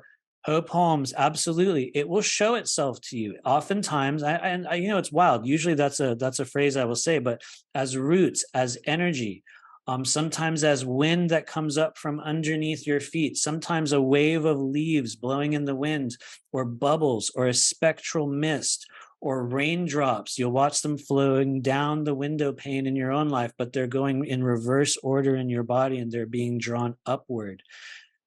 Any of those images that you can cultivate within yourself, the drawing and the transmitting of energy from below your feet, however that shows up, is a really, that's a good example of your body giving you your own indication of the Earth Star chakra energy. Thanks a lot. Thanks, Trevor. Put grains of sand on a drum skin. There you go. Thanks. That would definitely work. Let's see what does that frequency look like? For many of us, it's a red frequency. It's one that contains a lot of emotion. Well, anyway, we're going to talk about it in a minute. I'm just going through your comments real quick. Thanks, Kelly Dolan. Earth Runners. Nice. Greg says, explains why I love walking barefoot on the grass, releasing emotions, definitely. Thanks, Felicia Ashabranner. Cool. Oh, cool. We work at Earth Runners. I'm going backwards through the chat, everybody. Cool. So here's what we're going to do. Otherwise, I'm going to linger here in our chat world. Cool. Right on. Ricardo is doing Qigong in the background. You know what's wild? I think we have a couple people from Portugal. Sorry to highlight you guys, but that's the first time ever. I just want to say we got a couple Portugal people here. Thank you for finding us in that part of the world. I mean that very sincerely. Good to see the Portugal team. Usually we have a really huge team of Australians that come in. I don't know if we have any Australian people this time. Maybe we do. If you're here, let us know. This time we got the US and Europe and Portugal team. But anyway, okay, before I go on and on, because I will, I'm going to set a timer. I'm going to go use the bathroom as well, grab something to drink. Everybody use the bathroom, and we will come back and return in just a few moments. So, all right, so we had a little bit of a break. In my house over here, we're kind of readjusting after a shorter term master cleanse. So we kind of broke it at about 6 days. So we're kind of reintegrating food back in. And so I just went and pounded a bunch of juice, weird, gross lemonade that we'll use in the master cleanse. For those of you guys that have done it, you'll be familiar with it. You drink this weird juice mixture for 10 days straight. And we cut it a little bit short and switched over into the parasite cleanse process, which ultimately I think is what I was being called to do, at least for myself. Right now, it's more about parasite thing. And what's wild is as soon as I started the parasite cleanse, I started getting really crazy symptoms. One of those you guys might see on this little screen. I got this crazy rashes showing up on certain areas of my body. And this time it showed up right on the tip of my nose, like these literal kind of breakouts that you will get when you start clearing physical parasites out of your body. The body reacts and all kinds of crazy emotions and whew. Man, it's one of those journeys that you're like, why am I doing this? Why am I taking these herbs? But it really clears the energy body and also helps you lose weight. So there's so many reasons to do a parasite cleanse at this stage. But anyway, let's get back to the world of chakras. So what we're going to be doing now, after we kind of talked about and discussed some stuff within the Earth Star and the root chakra, we're going to talk a little bit about how do we use this process of scalar toning. We heard in the beginning of today's thing, how did I come about it?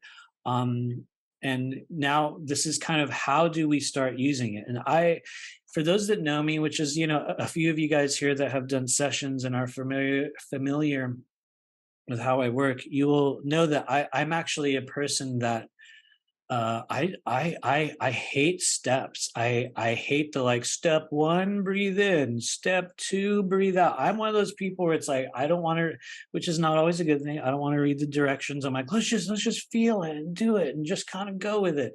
But what I have found as I started kind of teaching this stuff is that not everyone operates in that manner. And everyone, we all, for those of you guys that know, we all have our own individualized process of taking in and receiving information through many different mediums. But by and large, one of the things that really helped us the last two times we did this class is that there's a bit of a list. There's a process that we will go through intentionally to help, excuse me, help ourselves transmit this energy. But first off, what is scalar toning? It's essentially the process by which we create and transmit a sustained frequency of higher dimensional energy for the purpose of healing and expansion of consciousness. It is primarily an audio frequency that we create. A lot of you guys have already heard this, but it's essentially that sound that usually as soon as I do it, Zoom cuts it. So you might not have heard anything there. Maybe you did, but usually it just kind of cuts it. But it's literally a tone that we create. Now, for those of you guys that have heard the term scalar energy or you've read about it in a more official capacity, you might have read that it was first observed, or at least it's kind of acknowledged through somewhat modern history, that the scalar wave frequency was observed by this guy named William Clerk Maxwell sometime in the 1800s as being some form of just this naturally occurring and also technologically creatable wavelength of energy that had the ability to kind of make its way all the way across the world at that stage. There was some sort of an experiment. I don't know how it meant or what it was, but you can go down your own wormhole online. And there was some experiment that himself, or maybe it was Tesla, I'm not sure who did it, but great props to those guys. But what they did is they observed that it was a frequency that was existing within our realm that had the ability to pass through literally everything, to make its way anywhere, a non-physical, multi-directional wavelength of what is essentially, and this is not what was observed from a scientific perspective, but what we have found through the experiential use of it, to be a living form of transmitting conscious energy, meaning your own living vital life force energy can be shared and sent to another person through the process of, essentially what we see on the screen here. But that's not to say this is the only way to do it. This is one of a million ways through which we could harness and begin to send this energy. But one of the easiest methods is by creating an audible tone with the body that we then broadcast into ourselves or another person by visualizing the transmission of this wavelength like an energy that passes between two poles from point A to point B, or maybe from me to you. Doesn't matter where you are in space or, get this, or time. It is universally accessible throughout the layers of time. Which is one of the things that I think makes it very unique, and one of the signs that we are working with a multidimensional energy. Not that we would have any tangible evidence to kind of demonstrate that we are able to kind of work through time with it. I think that's something that we are all figuring out in our own way. But anyway, before I get lost in the particulars of it, how do we do this? Number one, this is kind of a standardized thing for everyone that's working with non-physical or spiritual energy. We will create a sacred space. Begin the process of acknowledging and connecting with the higher self.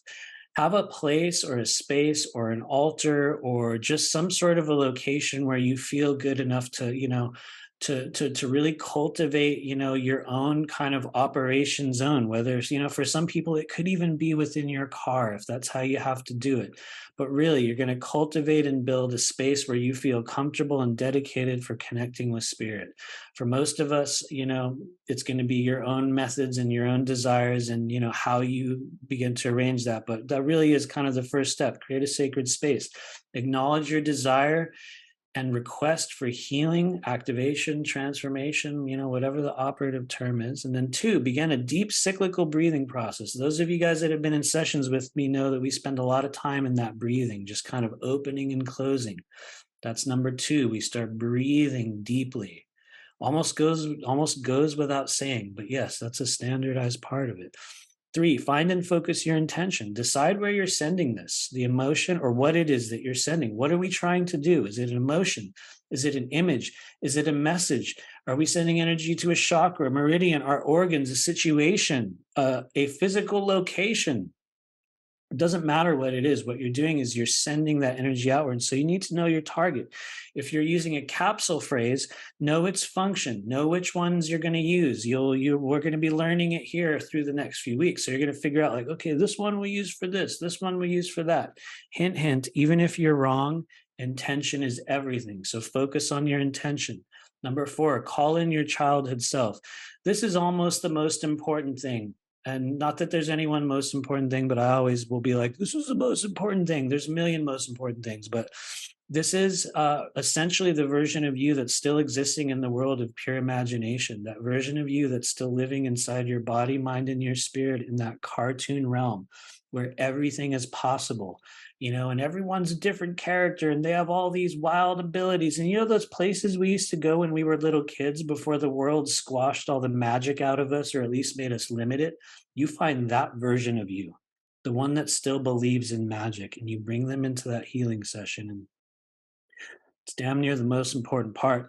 Number 5, allow yourself to really believe what you are doing. Whether you believe you can or you can't, you are right. I know it's an old school saying, but it's literally true. You need to be able to believe that you can do it, even if you don't know how. Spirit honors those that enter a situation like this with true intention, with true conviction, and we really feel it, and you harness the emotion. And this is as we go to step 6, you take a deep breath in, and you allow your body to simply create a tone to ring out, or the capsule phrase, whichever one you choose. Sometimes you're not going to know which one to use, and just this sound is going to come out of your body. And sometimes it's going to, seriously, sometimes it'll be really weird and your voice will crack and you'll be like, what the hell? This is dumb. And that's part of the process. That's the part of the process of tuning and opening not only the vocal cords, but the throat chakra, but it's also the process of you learning how to open up and develop your energy, or your ability to send energy through a physical vibration. So remember, it's not a song you're singing. It's not a vocal performance. You're not doing some arpeggio. Do not judge or analyze the sound your body makes. The only thing you need is to know your target, create your space, open the energy body, call in the most deepest imaginative version of yourself and send that energy out. And when you do, observe what happens. 7, keep your inner sight and focus directly on the intended target. What does that mean? For some of us, it's just meaning your mind is focused on your client, or maybe yourself, or maybe you're healing a place in your body and you're focusing, I don't know, on your liver or your kidneys. And it's like you remain focused directly upon that place, on the intended outcome, the intended target. It's almost like you superimpose your own picture of your desire and what it is that you are trying to create or heal or ignite within a person or yourself. It's like you place that image over that part of your body. Feel every part of it. Imagine that tone or the frequency that comes from your body. This is 8, as a tube of colored light, a burst of frequency. However you want to choose it, the more specific you can make it. That is really the key, especially when we're working with essentially a modality that is based upon your intention and your understanding or lack of understanding of a certain framework. It's okay. What you're doing is you're allowing yourself to choose, what is this frequency that I'm sending? What is the emotion? What is the color? What is the tone? What does it smell like? What does it taste like? What is the frequency that is mine? When you allow yourself to really dive into that and experiment with those things in conjunction with using, a vibration like the capsule phrases, or even really in allowing your emotions to flow as you really send that energy outward with your voice, what you will learn over time and what you'll notice is that the way you do it will change. And as you aim this energy toward places in your body or other people, what you'll notice is that your voice will change. And sometimes you'll aim your energy, or you'll do a tone into someone's throat chakra, and you'll send it in there, and you yourself will like you'll get this eruption in your own body, or you'll feel the emotion within yourself. Those are the keys that you will experience in your own way as you continue to allow the human body to vibrate auditorily in a dedicated and intentional way. And so, anyway, watch out. I will dive a little bit too deeply into the intricacies of these steps, when the reality is that really there are none.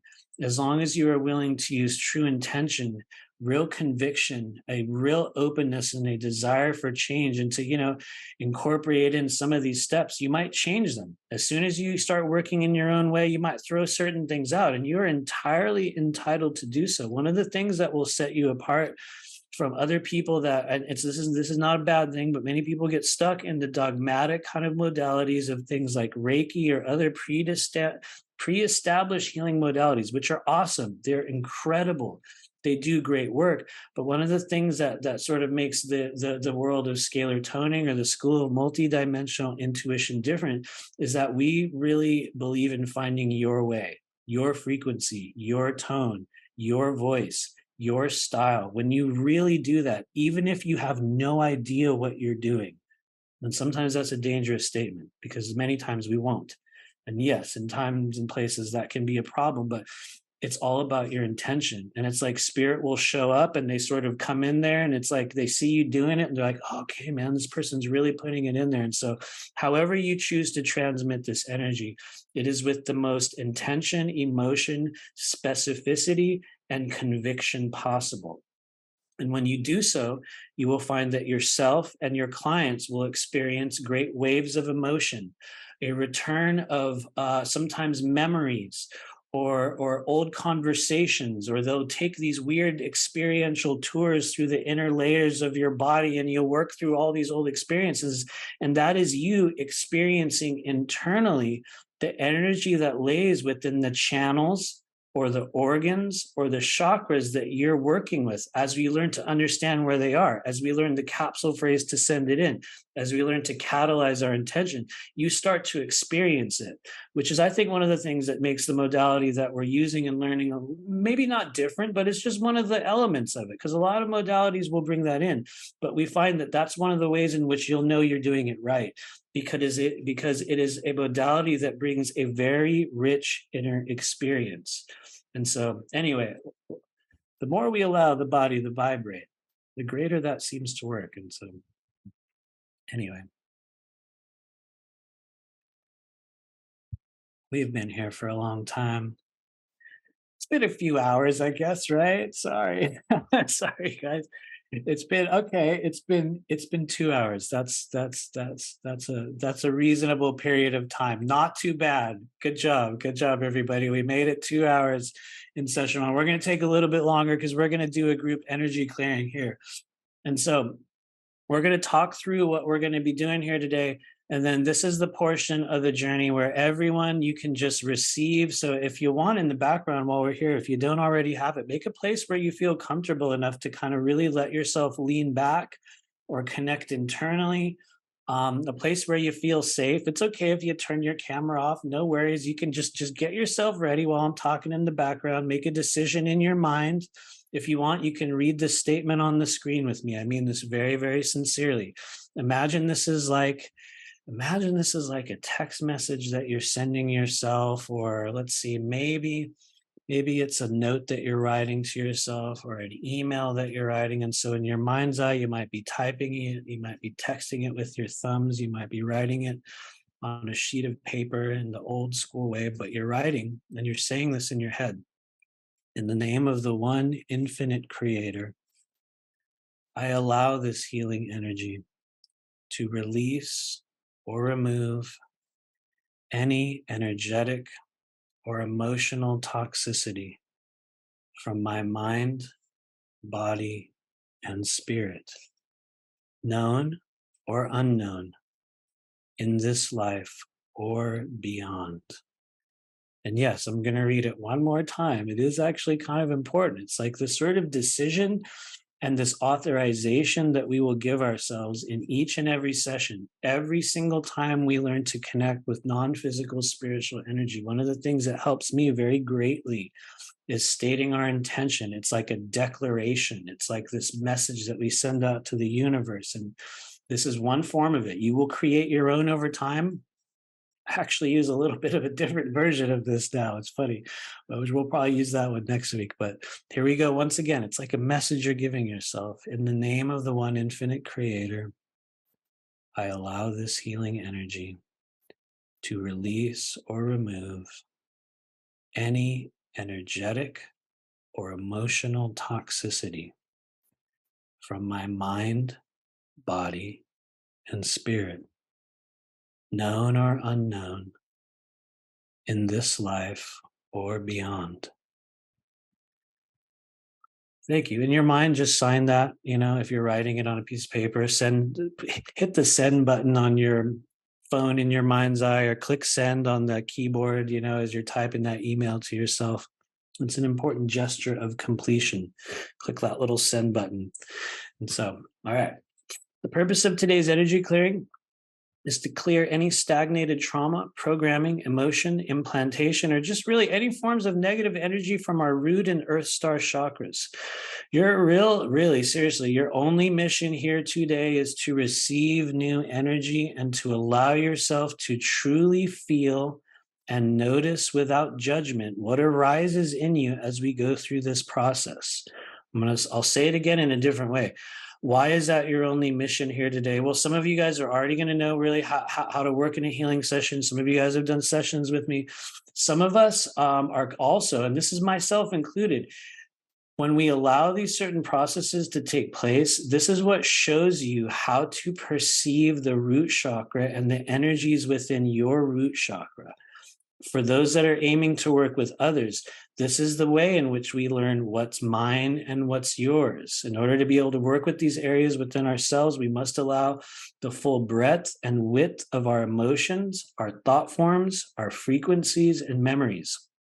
Sometimes when we go in there, you get all kinds of stuff like a weird slideshow, and all kinds of thoughts go crazy in your head, and you're like, which one's real? Which one's not real? And, there's conversations from last week, and there's something from when you were in third grade, and then suddenly you're, standing in the shower last week, and it's like, that's you opening up and like diving into the internal body. And so we just allow what comes forth. And so just notice how you feel. We'll start with a gentle opening of the crown chakra. Like I said, every session I do, I always go one of two places in the beginning, either the crown or the bottoms of the feet. Today, we're going to do both of them. But where are we going? From there, we will move downward through the body, opening the doors for spirit. I'll talk you guys through a little bit of a process. We'll be doing it together. We will slowly descend to the root chakra, where we will use Maruva 3 times in a row. I tend to do it in pairs, or, like repeat it. It's a vibration that you're getting used to. And so some of you guys here will feel like you want to make the sound, even though you don't know what it is. You'll feel that your body kind of wants, how when you're hearing a song and you don't know the words, and you're kind of singing along with it a little bit, and you're like, let yourself do that if you feel guided. Some of you will just feel like you want to receive and feel the energy in your body. But as I'm toning in this, you might somehow get this urge to do it. And honestly, that's one of the best things you can do. I mean that sincerely. Spirit will guide you when you're ready. So don't worry if you don't feel it this time. It's totally okay. You can just receive. I'm going to rewind a little bit up the page. We do start with a little bit of a mantra that I use in the beginning. It's called the Mula mantra. It's universal. Anyone can look it up online. And that kind of coalesces with one of the capsule phrases, which is actually a phrase in Sanskrit. This is not a phrase that was given to me through some sort of ET out-of-body experience. Ogam Satyam Om is a well-established and well-known vibratory sound complex that affects your crown chakra. It is one of the most useful tools or utterances that you can create that will quite literally dilate the crown chakra. You see that little image there on the side of the screen, that circle up there. It looks like or it says soul star, but imagine that says crown chakra, and it literally dilates your crown chakra like the iris in your eye. It like opens up the diameter. So we'll be using that in the beginning, and then we'll move down through the body. We use Maruva 3 times as we get down to the root, just noticing what comes up. And after that, we go downwards into the Earthstar chakra to reconnect with the sentient energy of the Earth grid. We'll be using Maruva times 3 to release any programs, emotions, thought forms, anything that comes through, anything that needs to roll through the body. And we just stay aware. We allow what needs to flow through us. You can choose to tone along with me or just allow yourself to receive no matter what. Just remember, the energy we receive is directly proportional to the level at which we allow ourselves to just be present and participate. And so just see what comes up. And we're all friends here. We've done this in many lives before. I mean that sincerely. That's not just like some sort of like, statement that we throw out. And, a lot of people will just throw out these like statements of inclusion in a lot of, spiritual work. But I really do believe that if you are here now in this moment with myself and these other people, it is for a reason, whether this was accidental or you won this and you're like, yeah, dude, I'm okay. Sure, man, I'll check it out. It is no mistake. And nearly always, it's to help you get in touch with a version of you on another plane or something that you've been before that holds this knowledge. So let yourself really feel and just flow with whatever rolls in. And with that, enough hesitation. It's been a long journey. I'm going to turn off my little sound filter. And so what that means is, there it goes, everybody. My sound will probably change. My voice might get a lot quieter as I turn that off. The reason why we turn off the sound filter is because it just lets everything be totally audible. And so I'm going to be down here on my microphone for this meditation. And so there might be some volume dynamics that are going to shift. And so if you want, you can kind of boost your volume a little higher. You can put on headphones, but really, as long as you can hear us, that's the most important thing. And so I'm going to light a little bit of Palo Santo here. As everybody that's with us, physically and non-physically, just allow yourself to get comfortable. Let yourself kind of settle into the energy of the moment. We've been here for a couple hours, kind of ranting and rambling and talking about areas in the body. And a lot of us have also been here going through a very particular inner journey in your own way throughout this, through kind of remembrances and thought forms. And we just honor everything that arises. And as we begin today's process, we begin with just deep cyclical breathing. Just really opening and closing your energy body. Sort of like you're priming a pump, an ancient pump inside your body. Really opening and closing. It's a little bit exaggerated, but also soft. You're acknowledging in your own way that you're opening the doors for spirit, alongside a group of other multidimensional travelers in their own worlds, in their own homes, in their own dimensions. Allow your mind to wander over to the other members of this group, acknowledging that we are all gathered here in this now moment with the intention to expand, to heal, to understand the non-physical energies within the body in whatever ways we are capable. And so, as we begin here, I'll count from 3 to 1, and each and every person along with me will all take a deep breath in together. We'll hold it for a few minutes, and then we'll just let it out. We're just synchronizing our energy fields, allowing ourselves to feel what rolls forth. And so let's open the doors for spirit, taking a breath in 3, 2, 1. Breathe in. Hold it at the top. And release. As you let that breath out, make a little bit of a sound, like a shh, however you like. You're just really letting that breath out like steam from a steam valve. You'll notice your crown will kind of tingle a little bit, or the bottoms of your feet they might be changing temperature a little bit. Let's breathe in one more time. We're drawing that sentient living energy into the body, preparing to receive, and we'll do it as one team, one unit, one organism. Let's breathe in 3, 2, 1. Hold it at the top and release.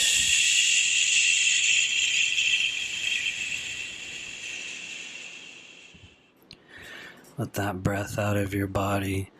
Allow your energy to flow within you, and you'll already notice how your feet are changing temperature. Sometimes they'll get a little warmer or a little colder, and you'll also notice how just a little bit of energy at the top of your head will be apparent. You might feel a little bit like a buzzing or a sensation, or a little bit like a ring, or in your mind's eye you might even perceive a little bit of colored energy up there. We're going to do one more breath, and as we really bring this energy in, I'd like you to just acknowledge and really feel what presents in your mind's eye. These are the energies that are right within the root chakra and just right inside your energy bubble. And what we're doing is we're acknowledging spirit. We're acknowledging what is within us without judgment. And so let's breathe in one more time in 3, 2, 1. Breathe in. Hold it at the top and observe.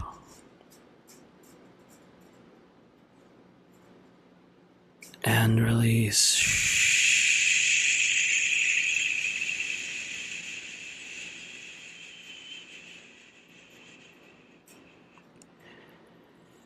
Very good. And as you continue to breathe in your own speed and in your own rhythm, simply acknowledging and listening to my voice as we go deeper into the energy body, we begin to consciously welcome the childhood self and your childhood imagination.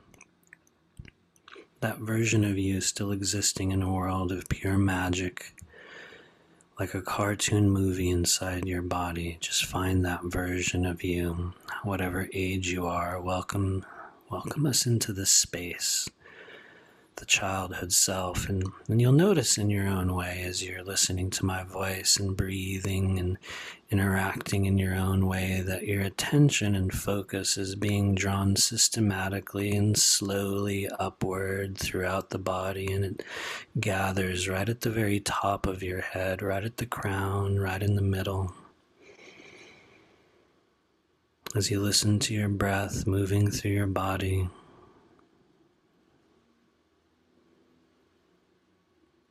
as you feel your breath moving through your body,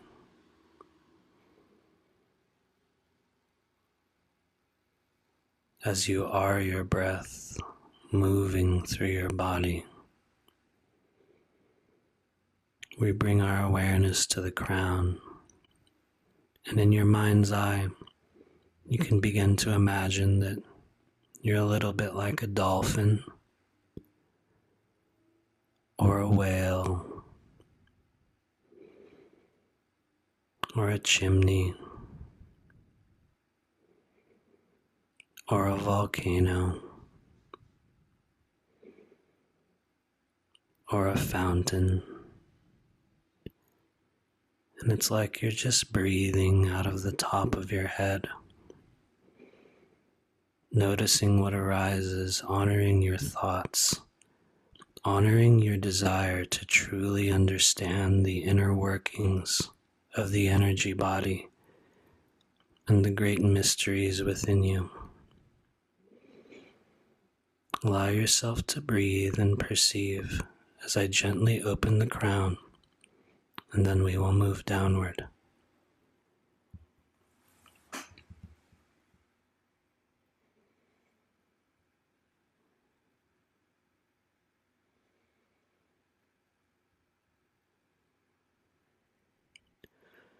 Om Shrim Savishwaraya Namaha.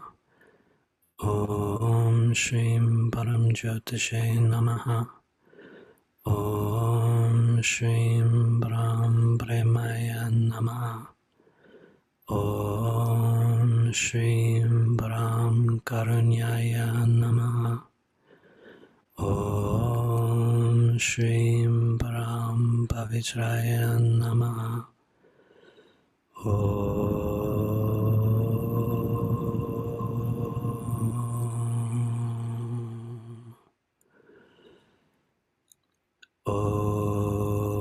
Ogam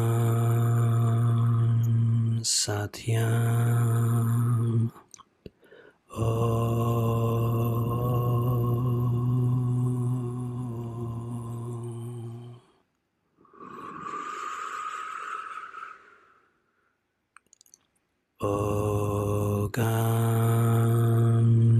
Satyam. Ogam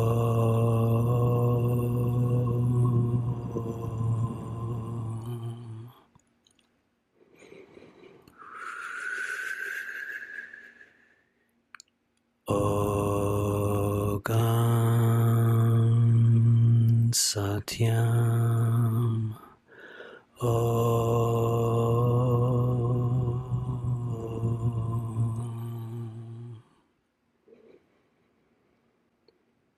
With this breath, we honor each and every one of you alongside us in this now moment, in this physical body down here on Earth in the year 2022. We honor the presence of the higher self, of the source energy, of our sacred energy that moves within and without each and every one of us gathered here today. As we continue to breathe, allowing in your mind's eye that energy to stream downward through the body, we honor all those of you stepping forward to help illuminate the pathways, the experiences, the memories, the energies that are contained within us for the purpose of healing, of activation, of assisting the humans here on Earth and truly remembering our mission. And in your mind's eye, we'll let that energy work its way down over your forehead and over your eyes. And it's a little bit like when you get in the shower and that first kind of blast of hot water goes over the top of your head, and it almost creates a little shiver as it kind of flows downward, and it kind of stops and gathers in your collarbone, a little bit like rain gathering in the rain gutters in the low-lying areas after a deep rainfall, and some of it washes over and spreads over your ribs and your chest, and you feel it in your own way working its way down toward your stomach and your belly and into your organs. And for some people here, you will perceive a spectral mist or leaves blowing in the wind or bubbles through your mind's eye or any form of energy as we breathe in together and breathe out,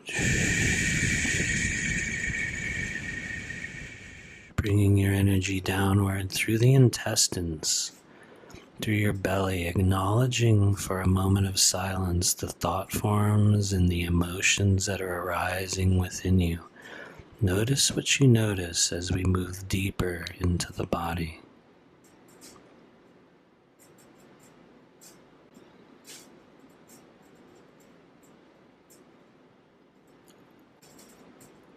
Honor the memories. Honor the conversations. Honor the layers of energy that arise within you. As we go deeper into the body, moving past the navel chakra, the belly button, downward just a little farther, kind of like when you put cream into coffee and you notice it kind of swirls and cascades and changes the color of the liquid. And what color is it changing? It's turning red in your own way.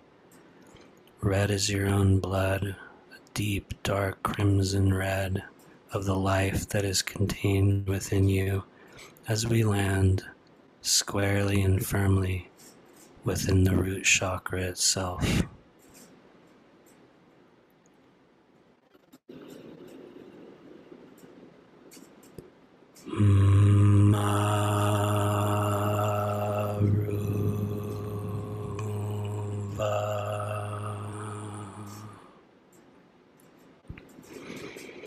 Bringing in the energy of the inner child, of the early stage experiences in this life that may be contained within the root chakra, within the foundation of the human spirit in our energy field. Allow what arises within your field of conscious view as you perceive this vibration. Take a breath in as you hear the sound.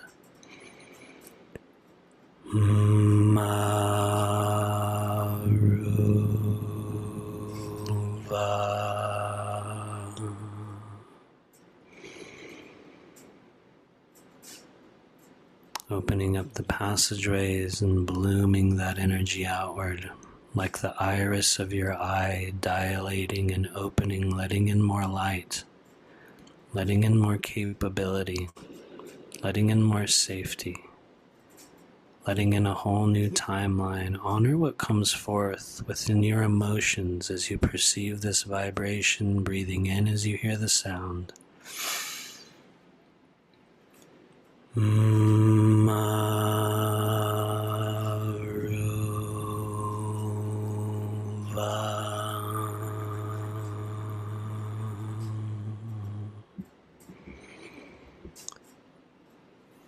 Allowing that energy to flow upward and downward in any direction that it goes, feeling the emotions, acknowledging the memories, the fragments, the conversations from last week, the times in our life when we did not feel safe to be ourselves, to express our spirit, when we could not receive, when we were not secure.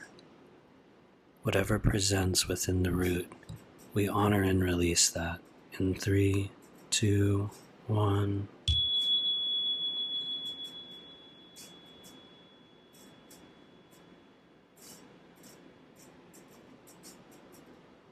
And as we breathe in once again, gathering that energy from the root chakra and breathing out, we send it downward like rain falling from the sky, like smoke exhaling from your body, or spectral mist, like raindrops flowing down the window pane, and they move through your hips and down your thighs, and even gathering a little bit behind your knees, noticing the energy behind your knees, noticing the way your thoughts subtly shift and flow, and new emotions, new memories arise, or different ones behind the knees. We don't often regard that area of our body, and breathing outward, we carry that energy down over the calves, down to the Achilles tendon at your heels, acknowledging any weights, any behaviors, any frequencies in our own lives that are holding us back at this moment in time. Acknowledging that within ourselves that is slowing us down at this time.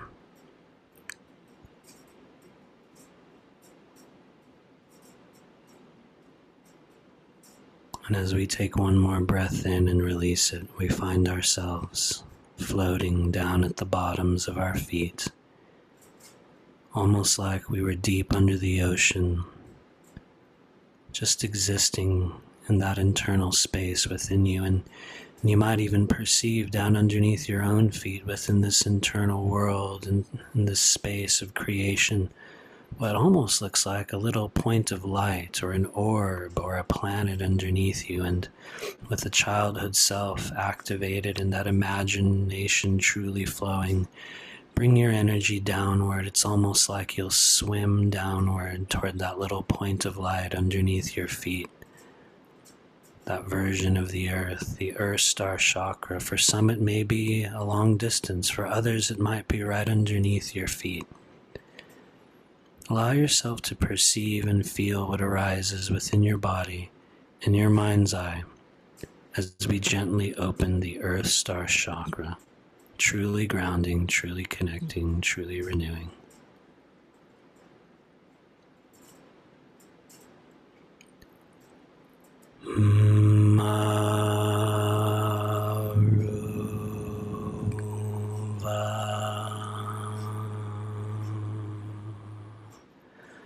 Breathing in as you hear my voice.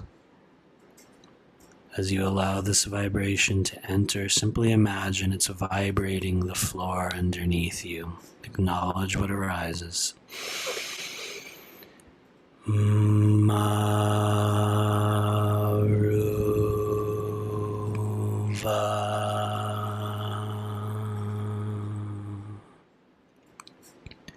And once more, anchoring your feet through whatever means necessary, may it be a cord, a filament of light, or even you placing your feet firmly upon that living source of energy underneath you. Connect with it in your own way, breathing in as you hear the sound.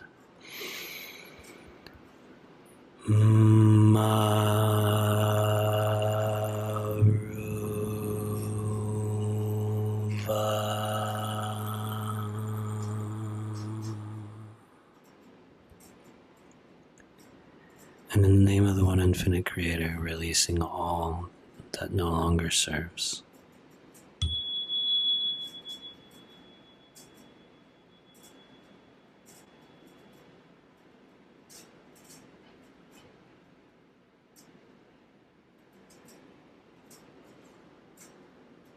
Taking that next slow breath in, feeling the energy underneath your feet.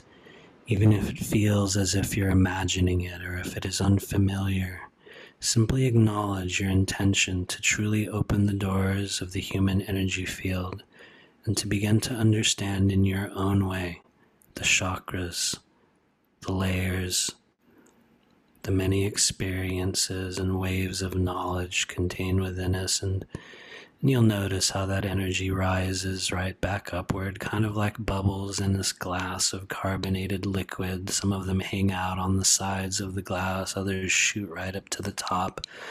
As your breath moves back upward through the pathways in your body, behind your knees, up into the hips and into the groin and into the root, regarding the base of the body, the perineum and the tailbone. Bringing your energy upward through the back, through the adrenal glands, up into the diaphragm, gently vibrating as we reach the heart. And upward to the throat. Oh, much better. And upward into the third eye. And as that next breath enters the body, we find our consciousness firmly planted and rooted in this now moment, aware and centered, guided whole, clear and empowered, as we honored each and every one of you alongside us. In the name of the one infinite creator. Thank you. So it is, so it is, so it is.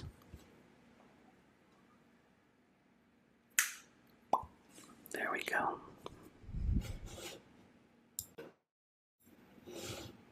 Good job, everybody.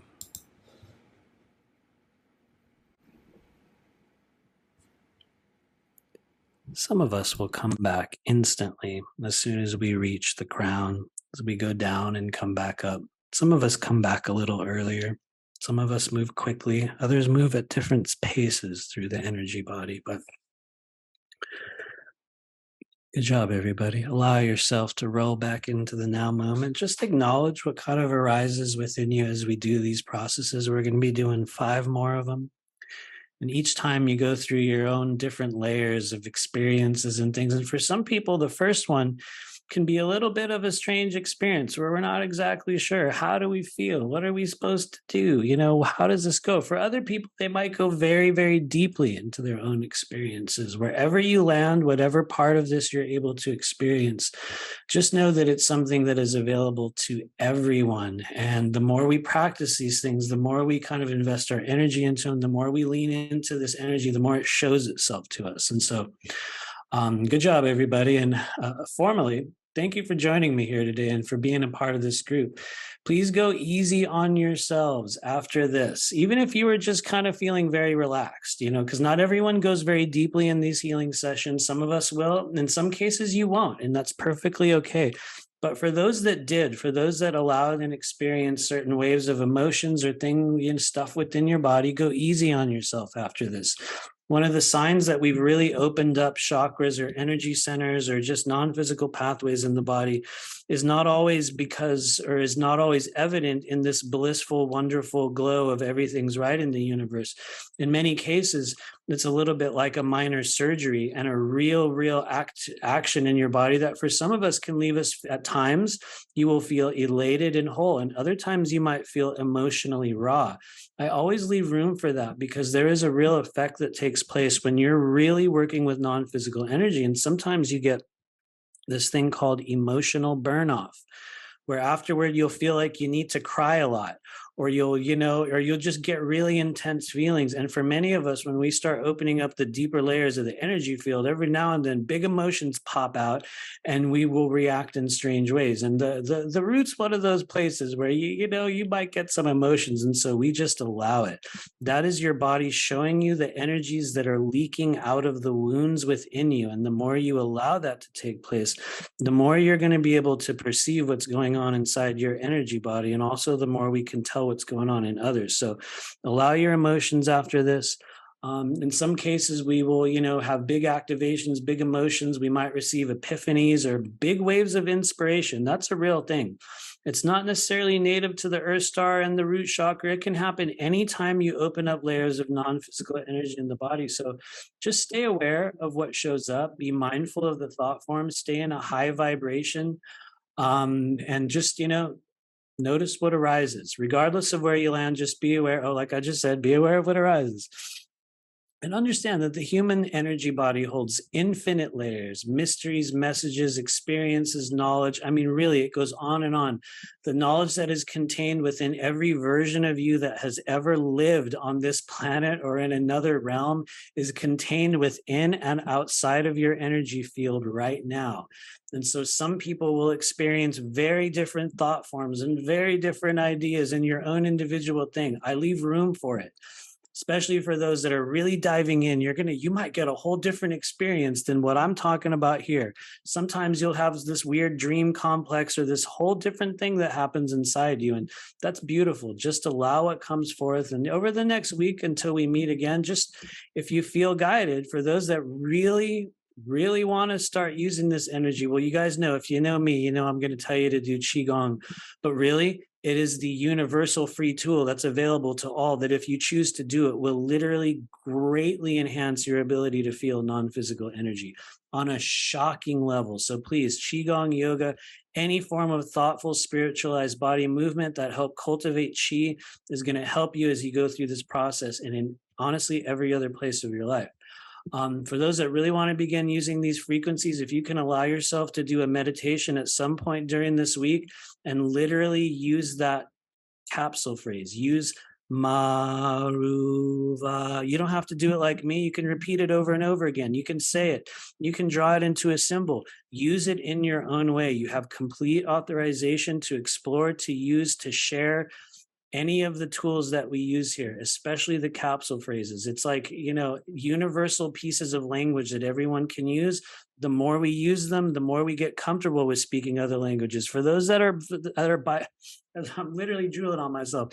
For those of you that are bilingual or multilingual, you know exactly how it works. The more you use that language, the better it, it's like you pick up more and more. And so what'll happen through this course is that some of you guys will get new capsule phrases.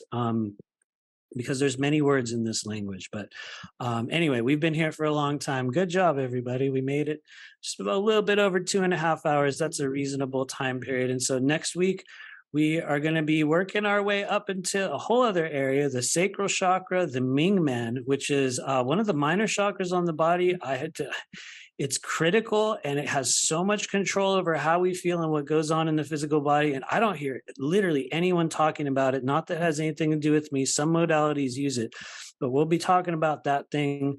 And the navel chakra, another one of the energy centers on the body, that in order for you to have certain abilities or to use certain senses or to perceive things a certain way, if the navel chakra is not operable or flowing, it just won't happen. And it's just one of the many gateways within the body that, man, anyway, watch out. I'll go on and on for another hour, but it's absolutely fascinating, because what we find is just how many different types of feelings and experiences we uncover when we go through these meditations. And so anyway, before we get out of here, I do highly recommend, if you can just set some meditation time, even if you're not a person that meditates, but if you can set some meditation time to begin working with and exploring that phrase, or just the process of toning, or even if it's just you listening back to this recording in a meditative state or in your car or while you're doing work, it's going to continue to unlock this stuff within you. And so